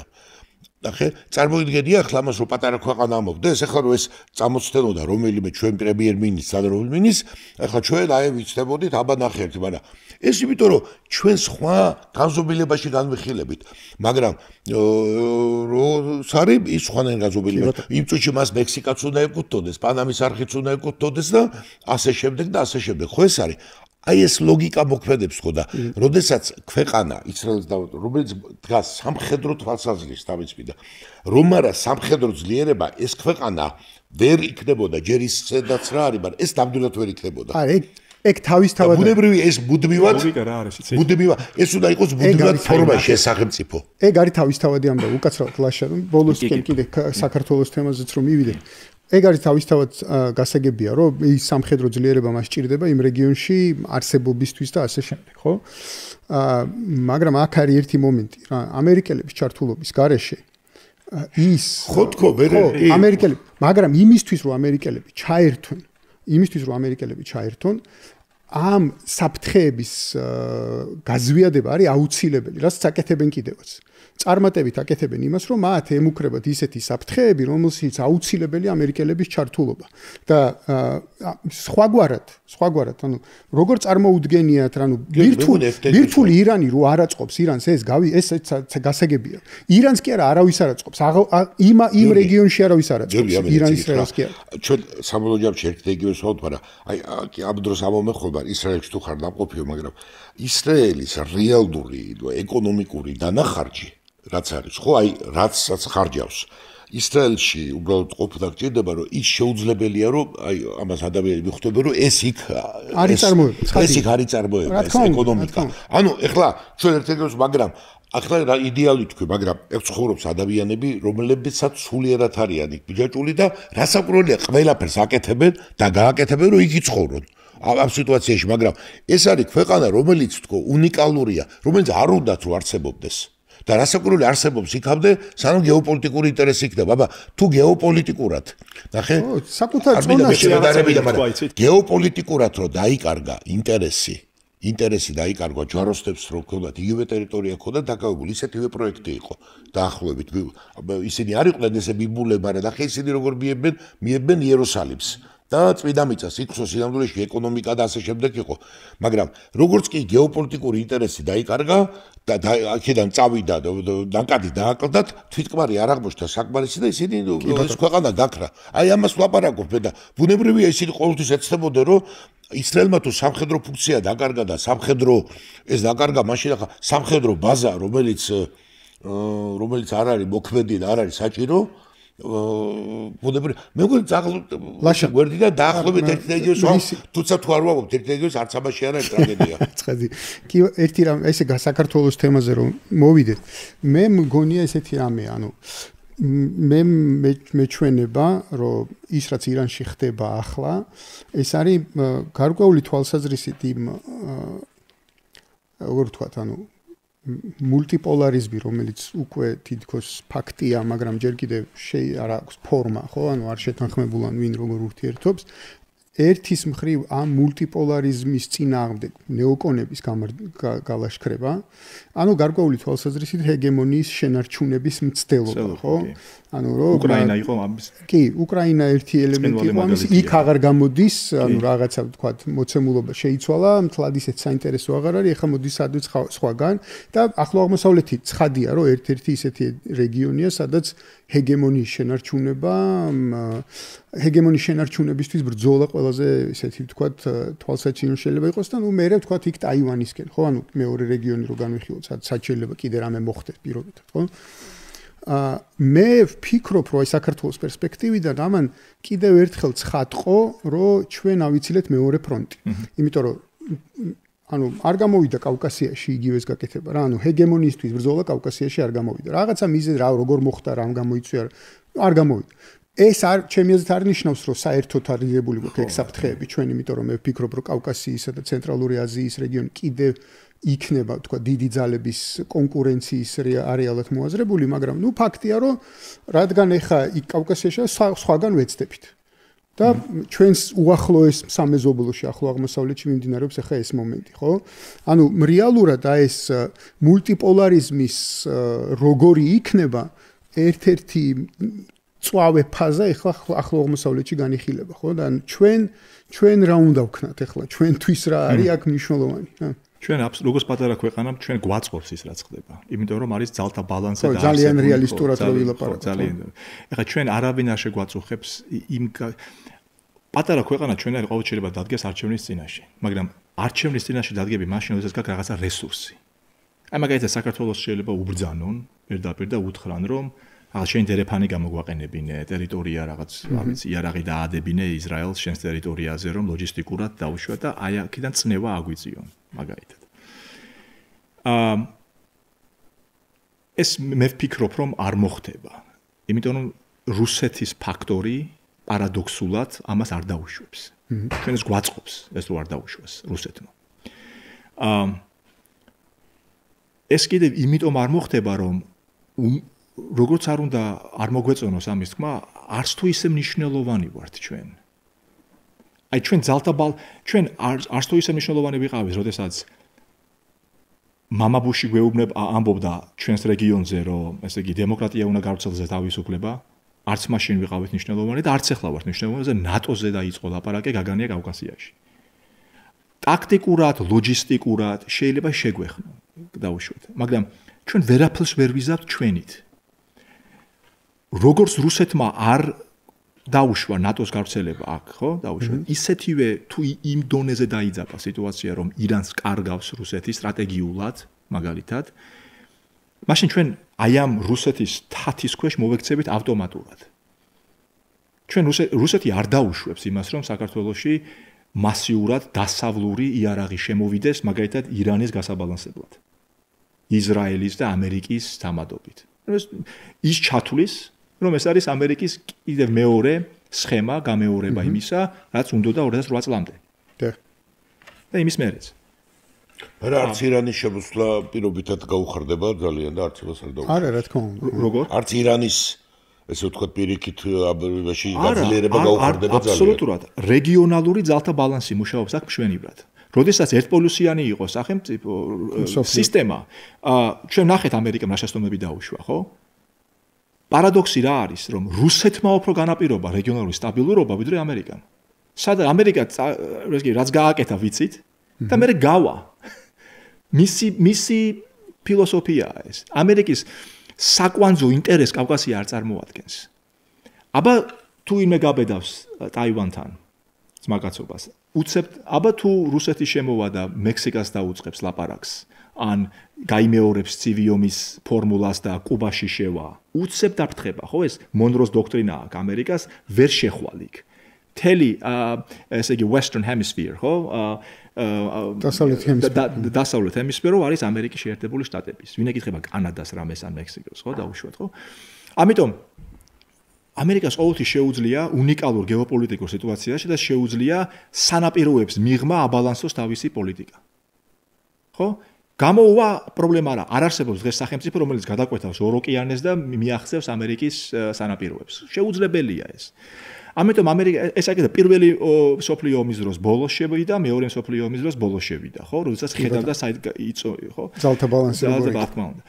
ამიტომ ჩვენ რა გვეშველება? ჩვენ უნდა არაფერი კავშირი გეოსტრატეგიული და სახელმწიფოებასთან კავშირი ირანთან არეულობას ჩვენთან პირდაპირ არ აქვს. ირიბი კი აქვს. შეიძლება გადმოგვედოს დაუშვათ ის, რასაც ქვია რუსეთის გაბრაზება ისრაელზე, ვაშინგტონზე, ხო, დაუშვათ. და თქვას, რომ ირანის ჩემ ინტერესებში შედის, გააღრმავებს კიდევ უფრო ამ ინტერესებს, არა იმიტომ რომ ირანი მოწონსა რაღაცა, ხო, ჭირდება და აქედან გამომდინარე ჩვენ მივეწეპებით ამ სტრატეგიას. გესმით, ჩვენ ცალკე ჩვენ უნდა ვიყოთ ჩუმად და გავაგრძელოთ იმ დერეფნის პოლიტიკა, გეოეკონომიკას უნდა მივხედოთ. ყველა სახელმწიფოსთან ჩვენს გარშემო მხოლოდ და მხოლოდ პრაგმატული ურთიერთობა უნდა გქონდეს და აი აბსოლუტურად ვიყოთ ესეთი ზღარბის პოზიციაში თუ როდესმე ვინმე აი ირანის საშუალებით ამ წუთას თქვა რომ აი მაინც და მაინც კავკასიას მივადგეთ იმიტომ რომ კავკასიაში ჩანს პლატფორმა რომელიც გამოგვადგება ირანის დასამარცხებლად მე ვერ ხედავ ამ პლატფორმას თქვენ თუ ხედავთ ჩემი სწორედ იმიტომ რომ ეს პლატფორმა ლოჯისტიკურად არ აკლია ისრაელს არაფერი. ამერიკა მიხედავს. ინდოეთ ვერ ვიხსენებ იმ კუნძულის ამერიკამ ახლა ხო ესე გადააფრინა თავისი შეიარაღების სისტემები, ხო? ინდოეთის ოკეანე აბსოლუტურად გარშემო არ ყავენ თუ დაიძაბა ჩვენს გარეშე. ხმელთაშუა ზღვის მხრიდანაც მიაყენენ. აბსოლუტურად. ამიტომ კავკასიას რა ემუქრება? კავკასიას თუ რამე როდესმე ემუქრებოდა ეს რუსეთი იყო. სპარსეთი იყო და ოსმალეთი. მეტი ვილოდა უკრებოდა. ამიტომ რა გვეშველება ხო? ხო. ვისაც შეელოყო ემუქრებოდა და. აი ეგ არის. ამიტომ რუსეთიც კი რო გვემუქრებოდა და გვეგონდა რომ რუსეთსაც არ უნდა თბილისის აღება. ეხლა ალბათ ავტეხა მთელი მას, ხო? და შემოსვლა და ოკუპაცია არც ერთ სახელმწიფოს არ უნდა უძვირესი ჯდება. არ უნდა ეს რუსეთს. რუსეთმა დაასვა აქ წერტილი, სტრატეგიულად გაიმარჯვა. არანაირი ნატო აღარ შემოვა, ეს არის გამორიცხული ამბავი, აი თუ ცდები ეს შობაზე მიგზავნეთ ეს ვიდეო ყოველ შობაზე რომ შემახსენოთ როგორ არასწორად საუბრობდი, ხო? როგორ შეცდომას უშვებ, იმიტომ რომ აი მორჩა, კავკასია რჩება კავკასიად. ეს იყო დერეფანი ისტორიულად, ჩვენ უნდა ვიყოთ ყველა სახელმწიფოსთან, რესპუბლიკასთან ძალიან კარგ ურთიერთობაში და როგორც კი რუსეთი ნახავს რომ ჩვენი ტერიტორია გამოყენებული იქნება იარაღის მომარაგებისთვის, ლოჯისტიკისთვის, ხო, დაუშვათ. ჩინეთიც არ გვერჩის ჩვენ. ჩინეთს ომი არ უნდა ჯერჯერობით ყოველ შემთხვევაში ხა მიერშაიმერი გეოპოლიტიკურად უყურებს და რეგიონალურ ჰეგემონიას უყურებს, მაგრამ კავკასია რა თუნდა, ხო, მაგალითად ჩინეთს. აი ამიტომ ჩვენ ახლა რომ ცოტა ოპტიმისტურად დავასრულო ესე იგი მაი ახლა რომ დასვა ახლა და გურულად ესე გამოვარავით არ გვაბა ჩვენ ვერჩით იმის არა ისტორიულად ჩვენ რა გეთახმებით თლიანად ჩვენ უნდა ვიყოთ ძალიან ფრთხილად მაგრამ ჩვენ არავის არ ვერჩოდით მაგრამ ჩვენ ვერჩოდეთ მაგი იყო მაგრამ დამეტადებ ფრთხილად უნდა ვიყოთ ესე იგი ამ სიტუაციაში იმიტომ რომ ჩვენ კიდევ ისრაელისგან განსხვავებითაც კიდე იმიტომ კი არა ცუდები ვართ. აი ესე მოგვიწია გეოპოლიტიკურად ჩვენ ასეთ შეერაგება გვაქვს, არც ის ზურგი გვაქვს, არც ის ზედმეტი და კარგია რომ ის ინტერესი არა გვაქვს. ისრაელში ცხოვრება მე ძალიან ატივსებ ამ ქვეყანას, მაგრამ ეს არ არის საამური ცხოვრება. ეს არის მუდმივი ხიფათის ცხოვრება ჩვენ ეგეთი ტიპის ქვეყანასაც არ ვაშენებთ მე გახურებულ ადამიანს უშეთ ეს მოდელად ჩვენთვის ეს არ გამოდგება. ისტორიულად არ ცხოვრობს საქართველოს ამ მოდელით, არც რელიგიურად ეს არ არის ესე ასე მოტივირებული. ეს არის უფრო გახსნილი ქვეყანა თავისი გინას თავის ქვევრი თავის დემოკრატია ახლა როგორც აღარ შეხედო არის ქვეყანას ითხოვს ესა და ეხლა ამას ჭირდება ძალიან დიდი გონება, სიფრთხილე და გათვალისწინება და მით უმეტეს მე ესე მგონია აი თქვენ უფრო და თქვენ ოპტიმისტური ხარ დაგასწრებთ და თქვენ ოპტიმისტური პროგნოზები და თქვათ რომ მიუხედავად იმისა რომ აიშალა ხო ფუტკარი აი რომ გამოვარდება ფუტკარი და ზუზუნი გაუდის ისე ამ სოფლიო ეს აშლა მეორე ცხრილ ნიშნავს რომ უნდა დალაგდეს უკვე მალე ესე იგი ყველაფერი ალაგდა და ნუ მალე რას გულისხმობ რა უნდა დალაგდეს და რაღაცა პერიოდით ახალი სოფლიო წესრიგი უნდა შეიქმნას. აი იქ როგორმე უნდა მივიდეთ, გაულახავები და თითი არ უნდა მოყვეს, ესე იგი რაღაცაშია თითი და ხელი და ამბავი და იმ დალაგებაში თუ დავდექით, მე 1-40 წელი შეაჩვენებს ხოლმე. მეტი ვერ იცვენებს კაცობრიობა. ერთი 40 წელი შეიძლება მე მოისვენოს ამ სიტუაციით. მე ახლა ჩვენ რო იტყვიან, აი ეს ამ ოპტიმისტური ელემენტის მოდი ესე ვთქვათ, ახლა ცოტა ესე რა რაციონალური საფუძველი არსებობს, რომ ჩვენ ამას შევძლებთ. რომ მივახციოთ ახალ სოფლიო წესრიგამდე იდეოლოგიურად ჩვენ არავის არ ვაწუხებთ. ჩვენ იდეოლოგიური მტერი არ გვყავს. აი ნახეთ აი კაია კალასია ერთი რო ვერ ისე რა საინტერესო ფენომენია კაია კალასი ესე უკრაინაში აბსოლუტურად გამორიცხავს დიპლომატიურ მოგვარებას და ირან-ისრაელში კი დიპლომატიურად უნდა მოგვარდნენო გააკეთა განაცხადი. კარგი ამერიკაში ცხოვრება, იმიტომ რომ კაია კალასისნაირ ჩვენ ეხლა გავიგებ პირველად კაია კალასს. არა, ხო, ნუ ეხლა ბალტიისპირეთის ქვეყნები გასაგებია საფრთხეს გაიძახიან უკვე რამდენი ხანია, ხო? ჩვენ შენ ამბობდი რომ იდეოლოგიურად ჩვენ არავის არ ვეჯახებით. წმინდა გეოპოლიტიკურ სივრცეში ცხოვრობთ, აგერ არის რუსეთი, მართლმადიდებლური, ჩვენ მართლმადიდებლური და არ დაენანება ტანკების შემოყვანა ისევლე, ხო? გავონებო თავი რელიგიურ არ დრონი და რაკეტა. ბატონო? არ დრონები და რაკეტა. რა თქმა უნდა და ძალიან ცუდ რაღაცას ვიტყვი. მე ვზივარ კრემლში. მე ვარ მე მაბარია რუსეთის სახელმწიფო ინტერესი და უყურებ კავკასიას და შემოდის ბუში და მეუბნება რომ ნატო უნდა შემოვიყვანოთ აქ. მე რა გავაკეთო? Гостеприимный народ, все нормально, отличные грузины. Нана Брегвадзе. Okay, great. კარგია. გავწიროთ ესე იგი სახელმწიფო ინტერესები რუსეთის ფედერაციის და შემოვიყვანოთ ნატო კავკასიაში. იგივეს გააკეთებს ვაშინგტონი? მაგალითად მექსიკაში, კანადაში შემოუშვებს ვინმეს? ეს არის მწარე ლოგიკა, რომელიც გადაფარა იდეალიზმმა. მე ვფიქრობდი, რომ ჩვენთან რატომღაც კრიტიკული აზროვნებით არ უყურებს საკუთარ ისტორიას, სად არის ამ კვლევარები, სად არის research, ხო? კვლევა სად არის? რატო არის ეს, რომ ამას ვერ ვიყენებთ, არ ვიცი, მაგრამ ისტორიას რო დაუბრუნდეთ და ანტიკურ საბერძნეთამდე ჩავიდეთ, ქართველი ყოველთვის მიისწრაფოდა რაღაცისთვის. ნუ დასავლეთი დავარქვათ ამ რაღაცას. რაღაცისთვის მივისწრაფოდით, მაგრამ სახელმწიფოს როლი სად იყო, სახელმწიფოს ინტერესები სად იყო და ამ დროს გადავრჩით, ხედავთ? გამორიცხულია, რომ გეოპოლიტიკაზე იქ აზროვნება არ ყოფილიყო. გამორიცხული ამბავია ეს, რომ მარტო იდეალიზმი ყოფილიყო. გამორიცხული ამბავია ის, რომ ჩვენ დოვლათი არ არის ამის დრო და ეს რაღაც ბოლოს შექმნით, არც არასდროს არ იყო. ჯერ არცად არ მივისწრაფოდით. არა, ნუ ეს საბერძნეთი და აკადემიების გადაღება და ევროპისკენ სწრაფვა და გასაგებია და მიგვიღო ევროპა? როდესმე მიგვიღო ევროპა? შევედით ევროპაში. სულხან-საბა ორბელიანს რო ვაგზავნიდი და რასეუბნებოდა ლუდვიგი, ხო? მებრძოლი ქრისტიანი ერი ხართ? ყოჩახ თქვენ, სპარსეთი იქნება ეს თუ თურქეთი, გააგრძელოთ. იმას არ შეეძლებაში არაფერი, ეხლა ეს ერთი ამბავია, მაგრამ მე რას მომავალ ისეთ რომ გეოპოლიტიკურად ჩვენ ვერ შევახციეთ ევროპაში. ვერ შევახციეთ ევროპაში. როგორც უნდა ისე გაიგოს მაყურებელმა, ხო? ჩვენ სად ვართ? ევროპა ჩემთვის არის რა? ხარ მათ კლუბში, ექსკლუზიურ კლუბში. მორჩა არ ვართ. და ვეხვეწებით დეკადებია. მე-20 საუკუნე რო ავიღოთ, 21 საუკუნე რო ავიღოთ, ხო? ერდოღანს არ უშვებენ. ხო, ერდოღანს ეს არის ექსკლუზიური კლუბი, ანგლო-საქსონური ცივილიზაცია, ეს არის ამერიკის მიერ მხარდაჭერილი გეოპოლიტიკური სივრცე და ეს არის უზარმაზარი კლუბი, რომელსაც მხოლოდ და მხოლოდ პერიფერია ანაღლებს, ასე ვთქვათ, იმ გაგებით, რომ მოიპოვოს დოვლათი. ეს ნეოკოლონიალისტური ეს რო დაიმსხვრა კოლონიები ევროპის მენტალობა არ გამქრალა. აბსოლუტურად იგივე გათვლებია.